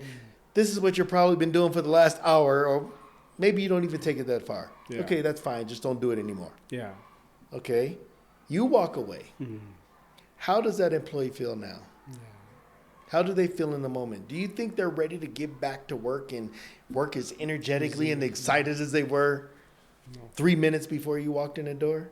Now that you've interrupted that level of effort and effectiveness and engagement, engagement, that's the word I'm looking for. Now what kind of result are you going to get? Yeah. Is it going to be the same quality? Is it going to be as fast As it used to be. as it was 3 minutes Yeah. earlier before Yeah. that interaction? Yeah. Sure, no. So that's a very simple example. And you just multiply that conversation by all the times that you've addressed someone at work about something that may not have been necessary or kindly delivered or even accurately. Yeah. You just accused them of being on their phone for the last hour when it was only literally maybe a minute that they just picked it up Yeah. and you caught them in the act of that motion. And really is devastating because many leaders just jumped to immediately talking and it really disrupting the flow of the worker and the attitude and the feeling of the worker. Yeah. And so we talk about the actions of the leader definitely have a impact on the well-being of the employee or employee, staff or yeah. the kid at Yeah, home, yeah. which then, of course, determines what they're going to do next. So now I'm working hard. I'm being productive. I'm getting things done. Now I don't feel like working because I'm hurt. I'm mad even. I might just take off for the rest of the day. Oh, that's how you see it? Okay. You know what? I don't feel well. I'm going home. Yeah. Now who's going to finish that work that you're doing, that you need done? Even if you stay in the work, you might not give your full heart. So For sure I'm not. Your productivity will be very much worse. Exactly. So the idea behind that's just a little small example of how your action in communicating with your team can impact their feeling and their well-being, and then which will determine what intentions and behavior they're going to give.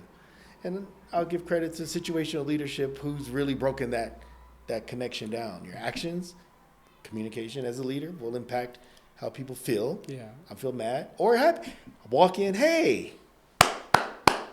looking good. You're working hard. I love the way you're doing that. How are you able to work so fast? They're feeling good. They're feeling shy. And what are they going to do next? Well, watch what I can do now. You think that's something I can do even more than that. And they're going to work harder and they're going to work better and they're going to work faster. What was the difference? Same thing. A word. Yeah. How did that word make them feel? Good, happy. What was the result? More action and behavior. What was the result? Better work, faster, better quality. So the pitfall is not doing the correct one. The correct one, the benefit, is the end result. Go on and on and on with those types of examples and multiply that with all the communication you have with your full team and how they communicate with each other. And if you simply just take engagement by itself, the numbers are staggering in terms of productivity, in terms of absenteeism, in terms of satisfaction, in terms of loyalty, in terms of customer loyalty. The numbers are staggering. We're talking 30%. We're talking 50%. We're talking 75%. Project failure, you're looking at 56% of project reasons for project failure is due to poor or miscommunication. And not just the interpersonal piece, but maybe I gave you the wrong information. Yeah. Maybe it wasn't clear. Maybe it wasn't complete. Yeah. I said, here, meet me in the morning. Yeah. Okay, it's 7 o'clock. I'm here. You show up at 10 o'clock. You said morning, right? Yeah. Was it clear? No. It was concise. Yeah, both are morning, yeah. But yeah, you said morning. Yeah. There's how many hours in the morning? Yeah. There's 12. Yeah. There's 12 hours we could choose from. Yeah. And where exactly the location is. Where's also the important. location? Yeah. Okay, I met you. I just assumed you meant at your office. Yeah. No. We never meet at the office. Yeah. I always meet at the coffee shop. Yeah. Now, how do you feel? Yeah. You're frustrated. Yeah. You're irritated. You had better things to do with that 1 hour, 2 hour of time. Yeah. What do we associate time with in workforce or in the world? Yeah. Time is money. Even beyond that. Yeah. Yeah. Time is valuable. Yeah. Time has value to it. So I spent 2 hours waiting for you to come because I assumed you meant 7 o'clock. This is an example, right? It's not exactly. the real case. Dr. Bilal is always sharp, always on time. The idea is if someone's waiting for you, assuming that 7 o'clock was the time, and you show up at 10 o'clock, we lost 3 hours now. How many things, in addition to money, how many opportunities have I lost? Yes, exactly. Due to, and it wasn't a mistake, it was a miscommunication. Incomplete communication. Incomplete communication. Blame starts, trust is hurt. Yeah. Future relationship collaboration could be hurt because of this. Yeah. All due to miscommunication. And then you ask yourself, how many times does this type of communication happen for you throughout the day, the month, the year? Yeah. It has a cost. Yeah. It has a cost. And so this is not only a topic, a skill to develop, but it is an essential activity, behavior, attitude that practice that all leaders need to take extremely seriously. Do you think emotional intelligence helps in this regard? Definitely with the self-aware. If you look at all aspects of emotional intelligence, and you're thinking of communication, you think of 7 habits, seek first to understand. Yeah. You know, it plays a role. Yeah. It plays a role. You have to be compassionate. You have to understand what people want and need. We talked about all of these factors. Empathy. Empathy. Everything we talked about is emotional intelligence. Yeah. Even the part about being courageous enough to say, what's on your mind. Exactly. That requires self-awareness. Yes. And self-control. Yeah. This guy's been late. Yeah. And he's causing all this trouble on my team. Yeah. I just want to shout him. Self-control, self-awareness. Yeah. You take a breath. Listen, my man. Yeah. We need you to be on time. Yeah. We have project deadlines. We have activities. We have the rest of your reputation, our company's reputation. This is all on the line, and we need you to. I want to shout on the screen. Yeah. Self-awareness, self-control, if you will. Empathy. Put yourself in that other person's shoes. And the relationship management. All matters, of course. 100%. You can see the importance of communication and emotional intelligence. How it plays into it. Yeah. Absolutely. Yeah. So how can leaders themselves train to be a better communicator? I mean, is there any, tips, if you have tips, or I know it needs a lot of work. We need to diagnose where their problem is, but are there any kind of golden rule or kind of tip for leaders so that they can have a better communication with their team or employee? Yeah. Very generically. Yeah. Very generally, without coming to our courses or things, we can just give you a tool that you can find online. It's called the SBI. Sometimes you throw the R on there, but the SBI tool. Okay. The idea is, and it helps you sort of frame all the different components we just talked about: clear, concise, compelling, and complete. Yeah.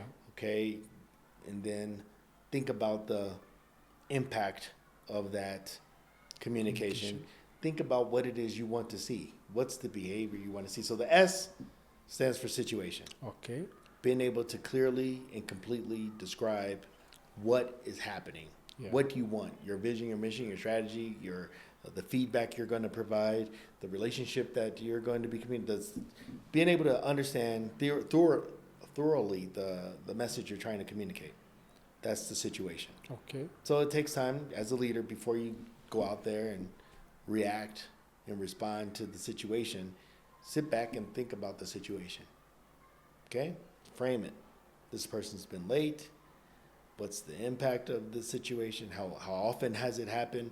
Are other people being late too? Is it only them? Is it unique? What time is it happening? Just get all the information you can about the situation. And then be clear on the behavior. What are the actions that truly need to be addressed? Okay. So it's the lateness. It's the tardiness. You've already described what it looks like. What is it that you want to happen? Okay, what is it that I want to happen? I want to see them show up on time. I want to see them contributing to the team and following our standards and guidelines. So then you look at the impact. Okay, is it necessary? The impact. The impact is the team morale, accountability, customer reputation. Yeah. These financially, I paid you to be here from 7 to 8. You show up at 8:15. That's an hour and 15 minutes. If you paid X dollars, that's the amount I'm losing. Multiply that by 5 days. That's X times 5 days a week. That's how much it's costing us. Multiply that by a month, a year. The company's losing that much time. And if you're supposed to be producing widgets, and the number of widgets that you produce are not being produced during that time, those widgets has a cost and a value. So if you can express that through the impact, then the person knows what happened, knows what they did, and knows the impact of what they did. And you do it in a respectful way. This is the tool that we promote as leaders. In courses that I teach, I talk about using the situation, behavior, impact. It's not a tool that's unique to any field, but it's something that's a very useful feedback, and as an approach, we use conversation tools. You can Google or you can go online and create your own conversation tool, but the key is, what's the intention? The intention is to fix it. That's from your heart as a leader. You want the relationship to remain solid, and you want that employed or that staff member or that kid to keep a good, trusting relationship. Let's go back to those leadership qualities: trusting, caring, yes, but still credible and accountable, and you know what you're talking about because you have all the data and the details necessary.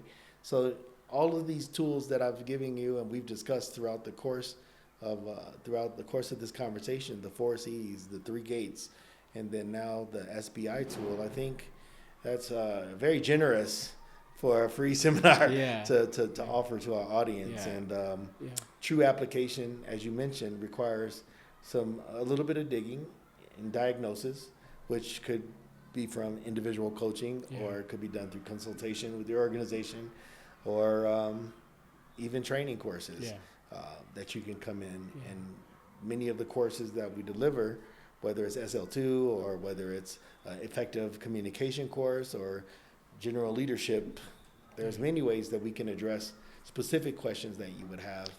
But I think it's been very comprehensive, the tools that we've offered and suggested for folks. Yeah, most of the time when we are thinking about communication, what comes to our mind is speaking.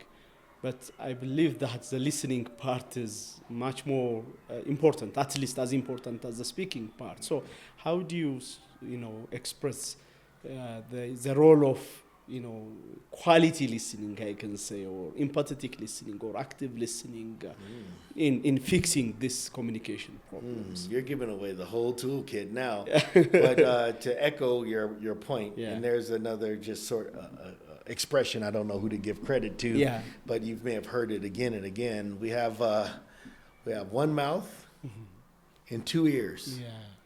Use them accordingly. Mm. You need to be listening More. Twice. twice as much as you spend talking. And in 7 Habits, you already know, seek first to understand Before you want to be by understood. listening Yeah.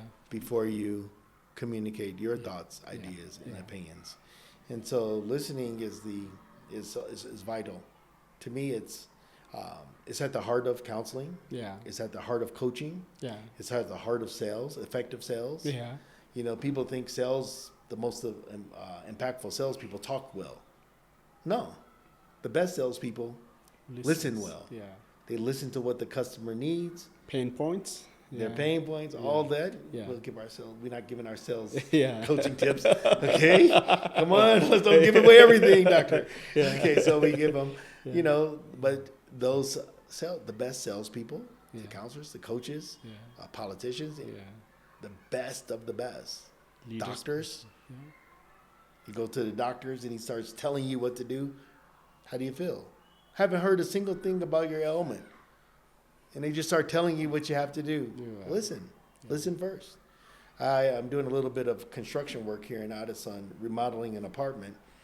And I've done tons of research. I'm not an expert in this field at all, but I've done tons of research. And I met with an expert technician, and he comes into the house and he's like, well, you're going to have to do this. I'm like, listen, before you waste your time explaining to me all that needs to be done, Yeah. listen to what I've done to troubleshoot Yeah. probably 90% of the issues that you're about to erase. And as much as he wanted to tell me his solutions and his ideas, he was a smart enough man to just listen to what I was going to tell him and truly try to understand the information I was going to provide for him. Because the information I had goes beyond the technology that's available here that he's even aware of. And so when I started to explain to him what the direction we were going to go with the project, he learned, No. he gained, Okay. he appreciated. And then he was able to better advise me Yeah.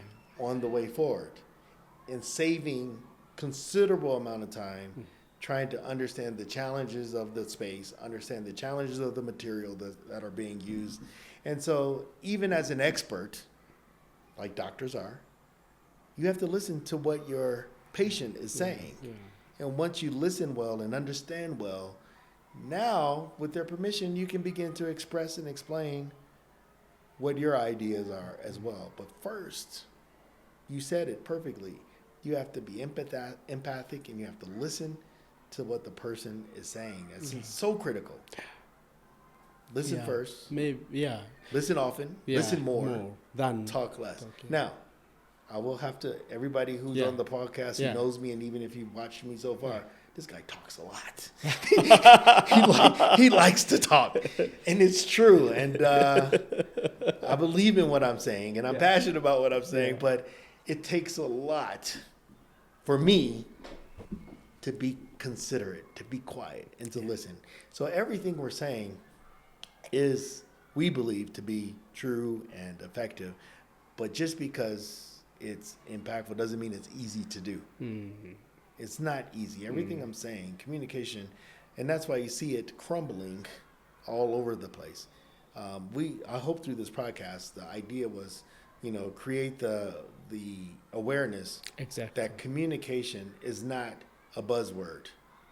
It's a critical, Vital element. vital, Yeah. essential. Essential. We can go on with all the adjectives that we can think of, but if you're not putting attention and focus on communication and have a plan of communication on your team, in your business, in your organization, expect for failure.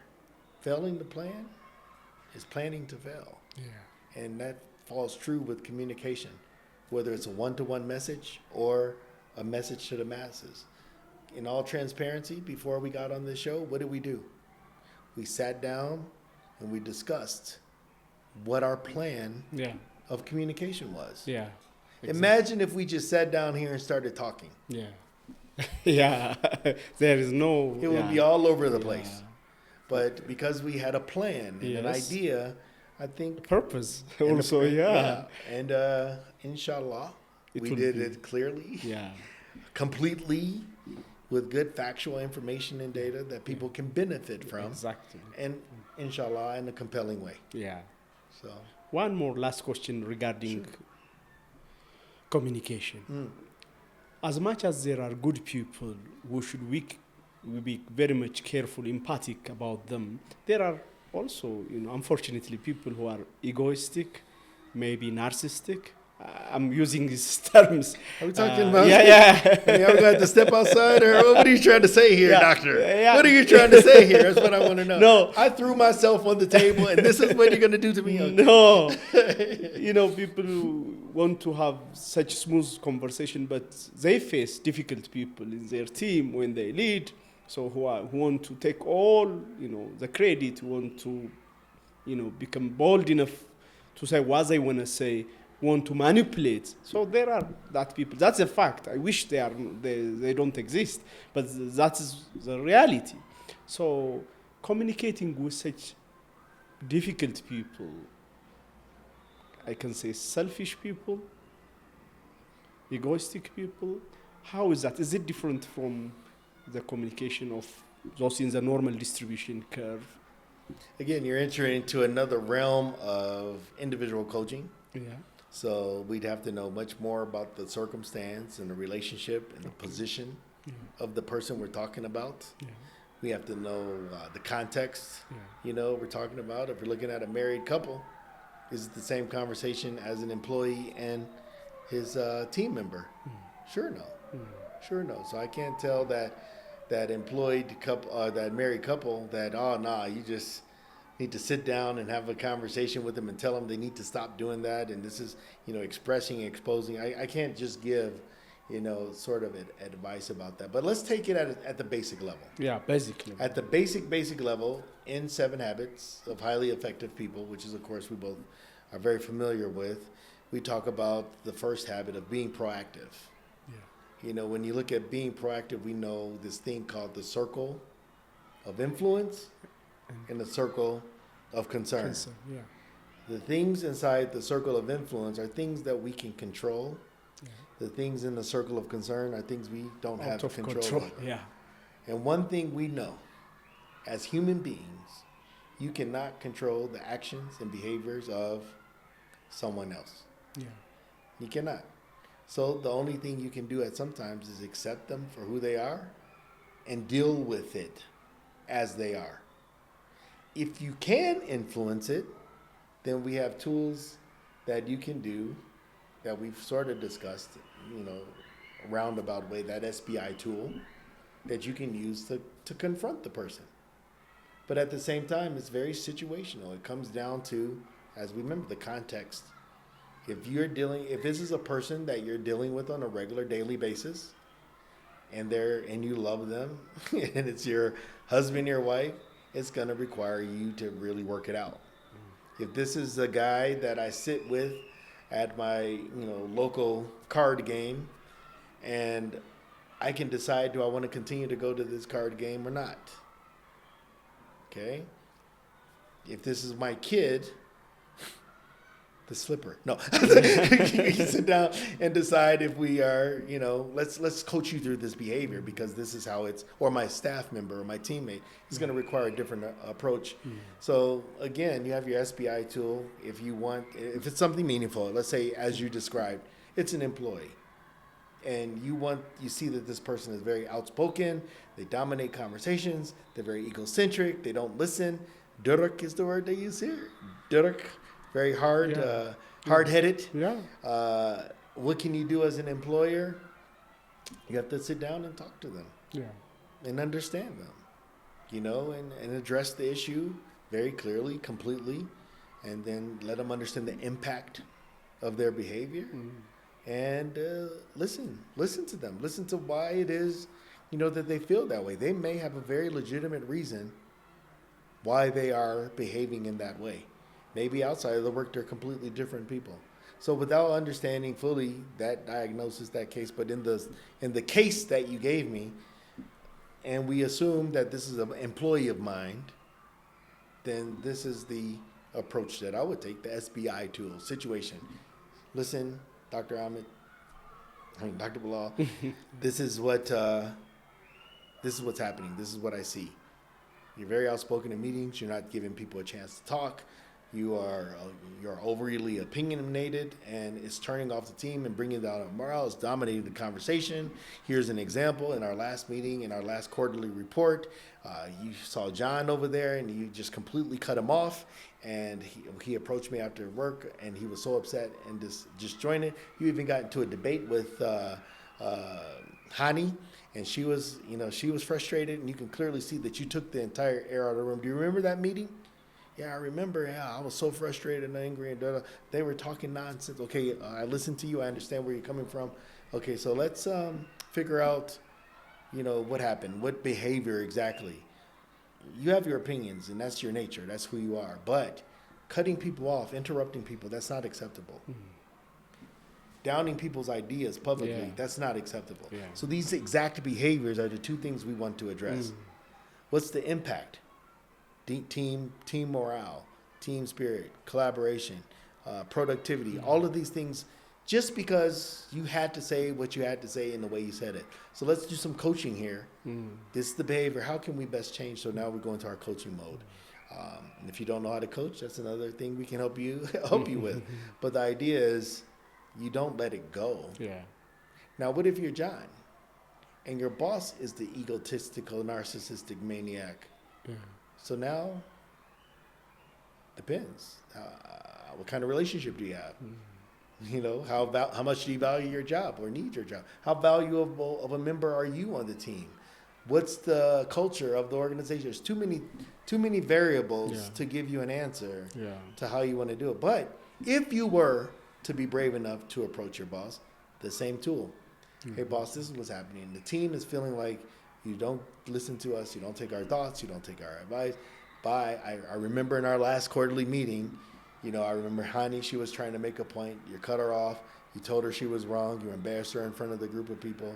There was John over there. He really had a good point, and this is his point, and it really would have saved the company a lot of money had you listened to his idea, but you didn't give him a chance to share his idea. I knew what his idea was because he told me before we went into the meeting, but you never let it come out, and I know it would have helped really resolve the issue if you had listened. Now, I'm not one in my place to tell you how to lead, but as someone who cares about my intention, as someone who cares about you, cares about this company, I felt that I had a duty to bring this to your attention. I hope you don't judge me harshly for sharing this with you, but if you just consider it, it could help the entire team.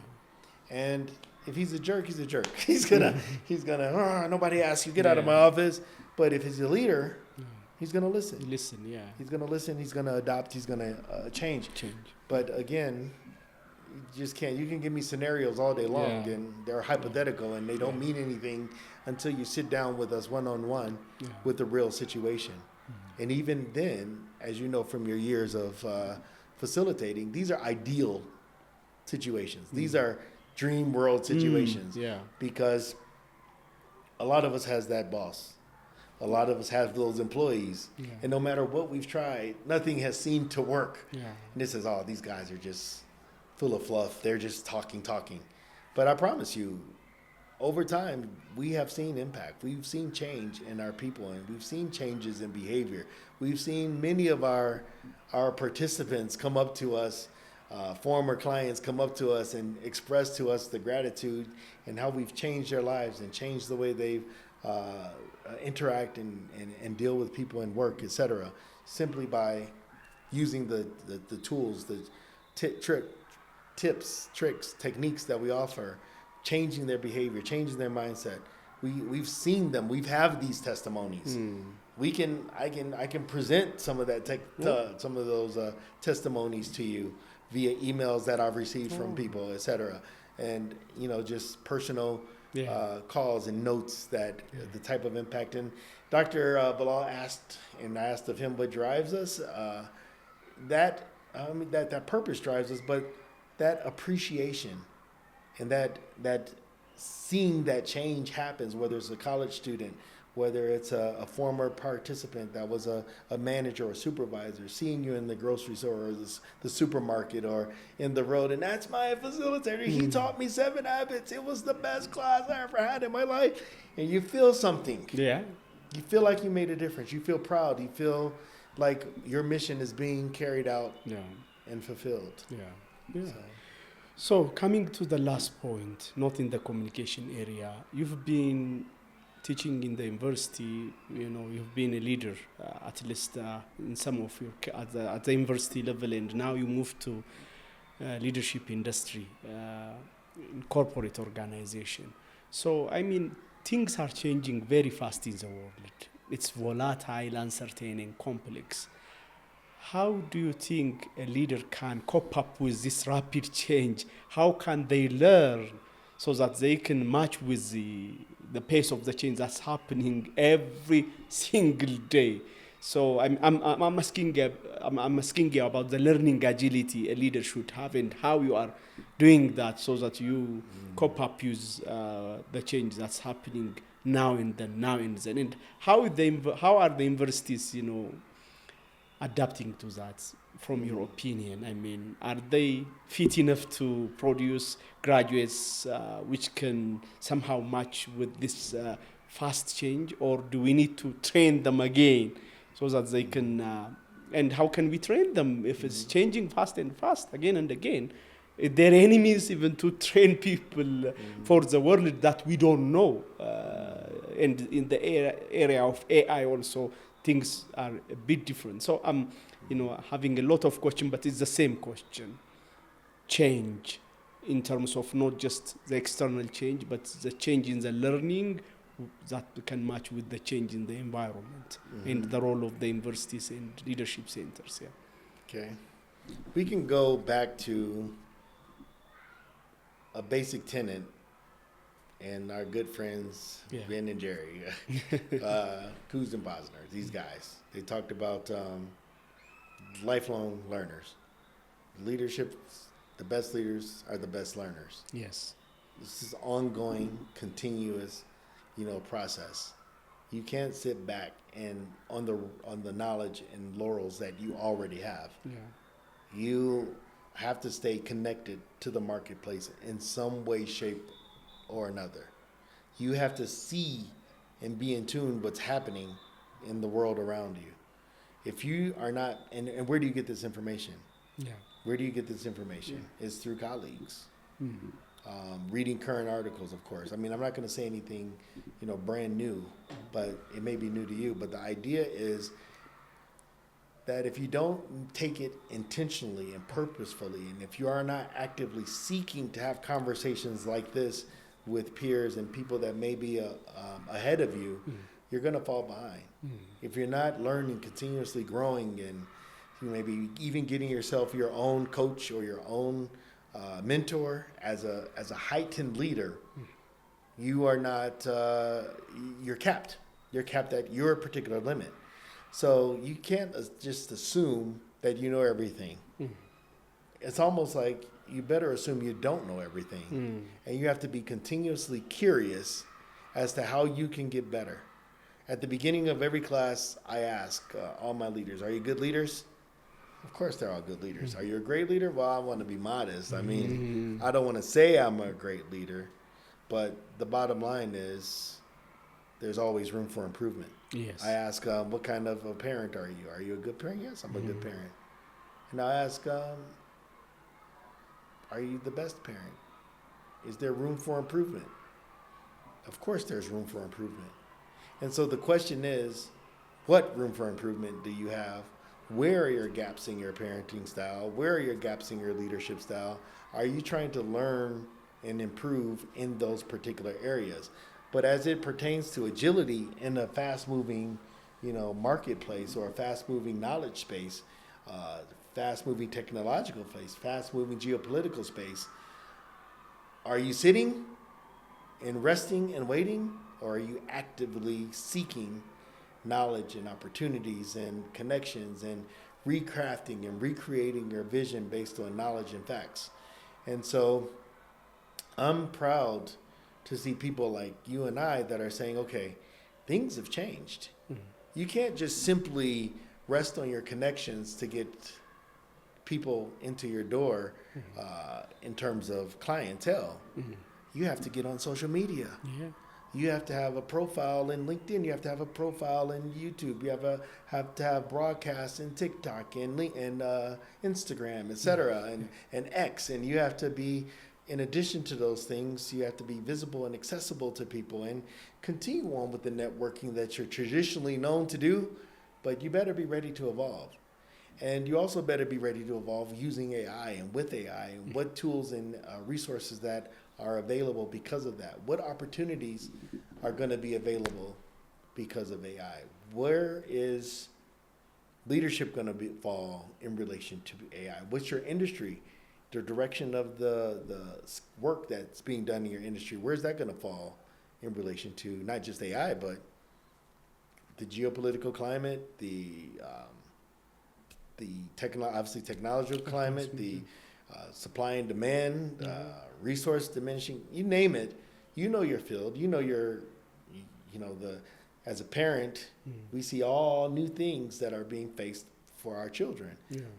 We've never had to deal with those things before. So how are you going to respond and think about it? So the answer that I can best say is you always have to be seeking to learn, always seeking to get knowledge. Don't believe that you know everything. Always try to find the people who know more than you do. And that's the cool and one of the best traits of a leader that we probably could have mentioned from, Leadership Challenge, the ability to venture into the unknown. Yeah. You think about, we've been going back and forth into theology, but you think about Moses. He's instructed to take the people to the promised land. Yeah. They didn't want to go. They're thinking, this guy, he's going to get us lost. We're going to be hungry. We don't know what this looks like. And he has to somehow convince them. And he doesn't know. He just has his belief. He's been told, he's been instructed, and he has his vision of that's been presented to him that he needs to carry forward. And you just have to have some faith and belief in yourself and be ready to back to the agility, be ready to respond, to the challenges that come up, and be innovative to things that may not even exist, and be ready to respond to them. No, mobile devices was not an issue 20 years ago. Yeah. You didn't have to worry about people being on their phones in school because we didn't have phones in school. Yeah. But now, as a leader, you have to have protocols in place for phones in the school.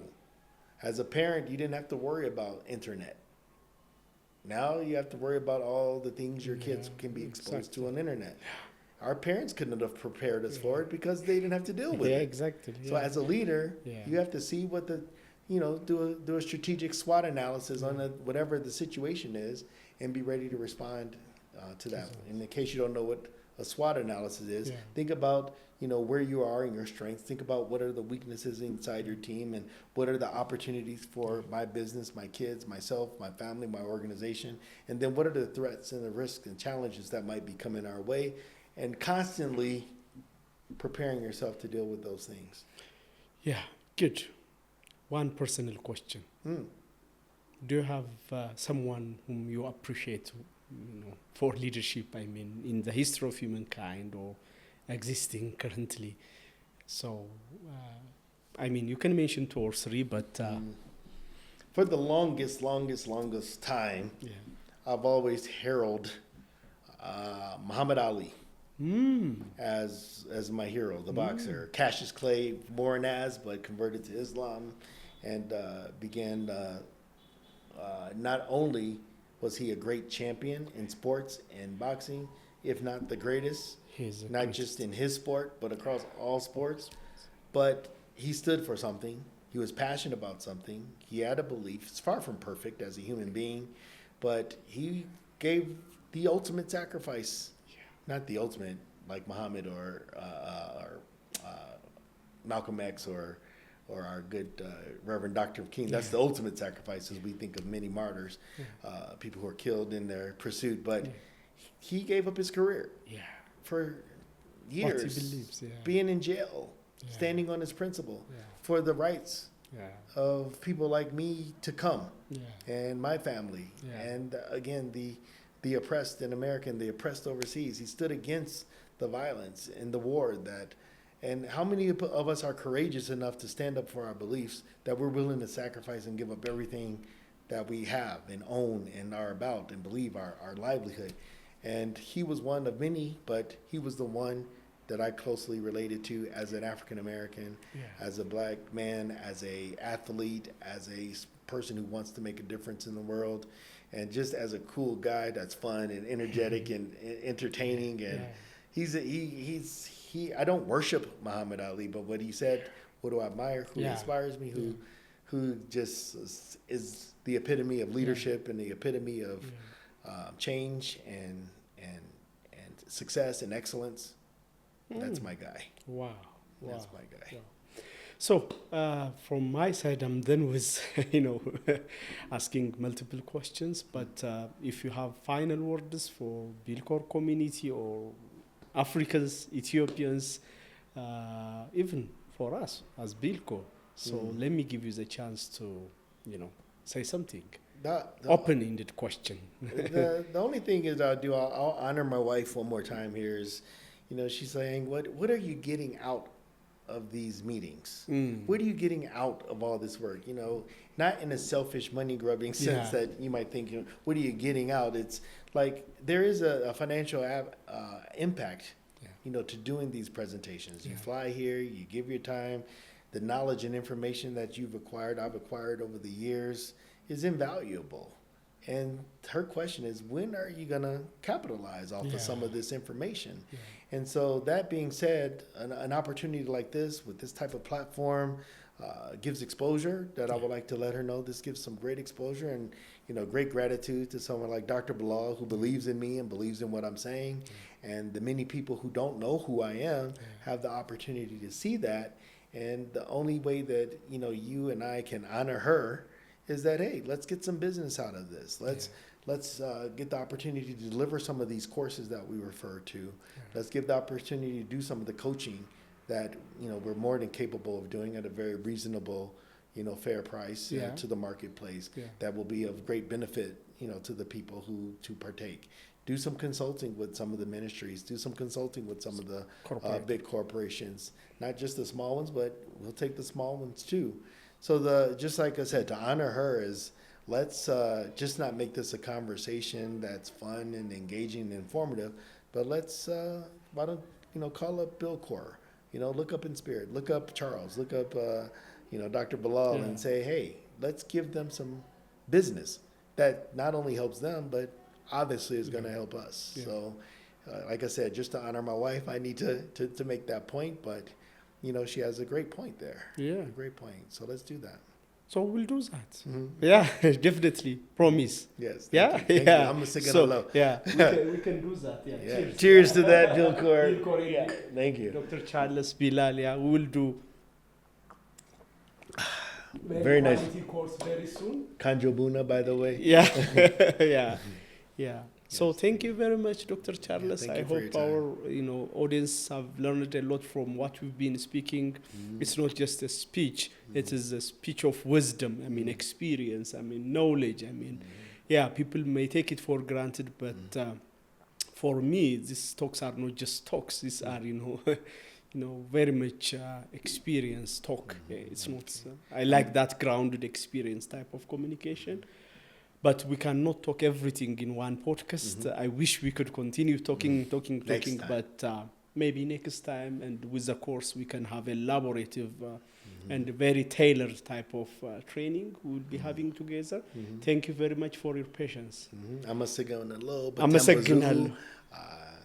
Thank you. እኔም አመሰግናለሁ። ውድ የቢልኮር ፖድካስት ተከታዮቻችን ዛሬ ለየት ባለ እንግዳ አሜሪካዊ በሆነው ዶክተር ቻርልስ ትልቅ ተቋም ላይ በዓለም አንደኛ የምንለው ፕሮፊታብል ተቋም ላይ ሳውዲ አራምኮ ላይ የሊደርሺፕ አሰልጣኝ ሆነውን ጋብዘን ኤክስፒሪየንሱን ሼር ስላደረገን ስለ ኮሚኒኬሽን ስለ ሊደርሺፕ እንዲሁም አንዳንድ ስለሚያምንባቸው ነገሮች እንዲሁም ለኢትዮጵያ ስላለው ፍቅር ስለገለጸልን እጅግ አድርገን እናመሰግናለን። እናንተም ፕሮግራማችንን ስለተከታተላችሁን ስለምታበረታቱን ከኛ ጋር ስለሆናችሁ ከልብ እናመሰግናለን። Thank you very much once again. ምንም አይደለም ምንም አይደለም. So thank you.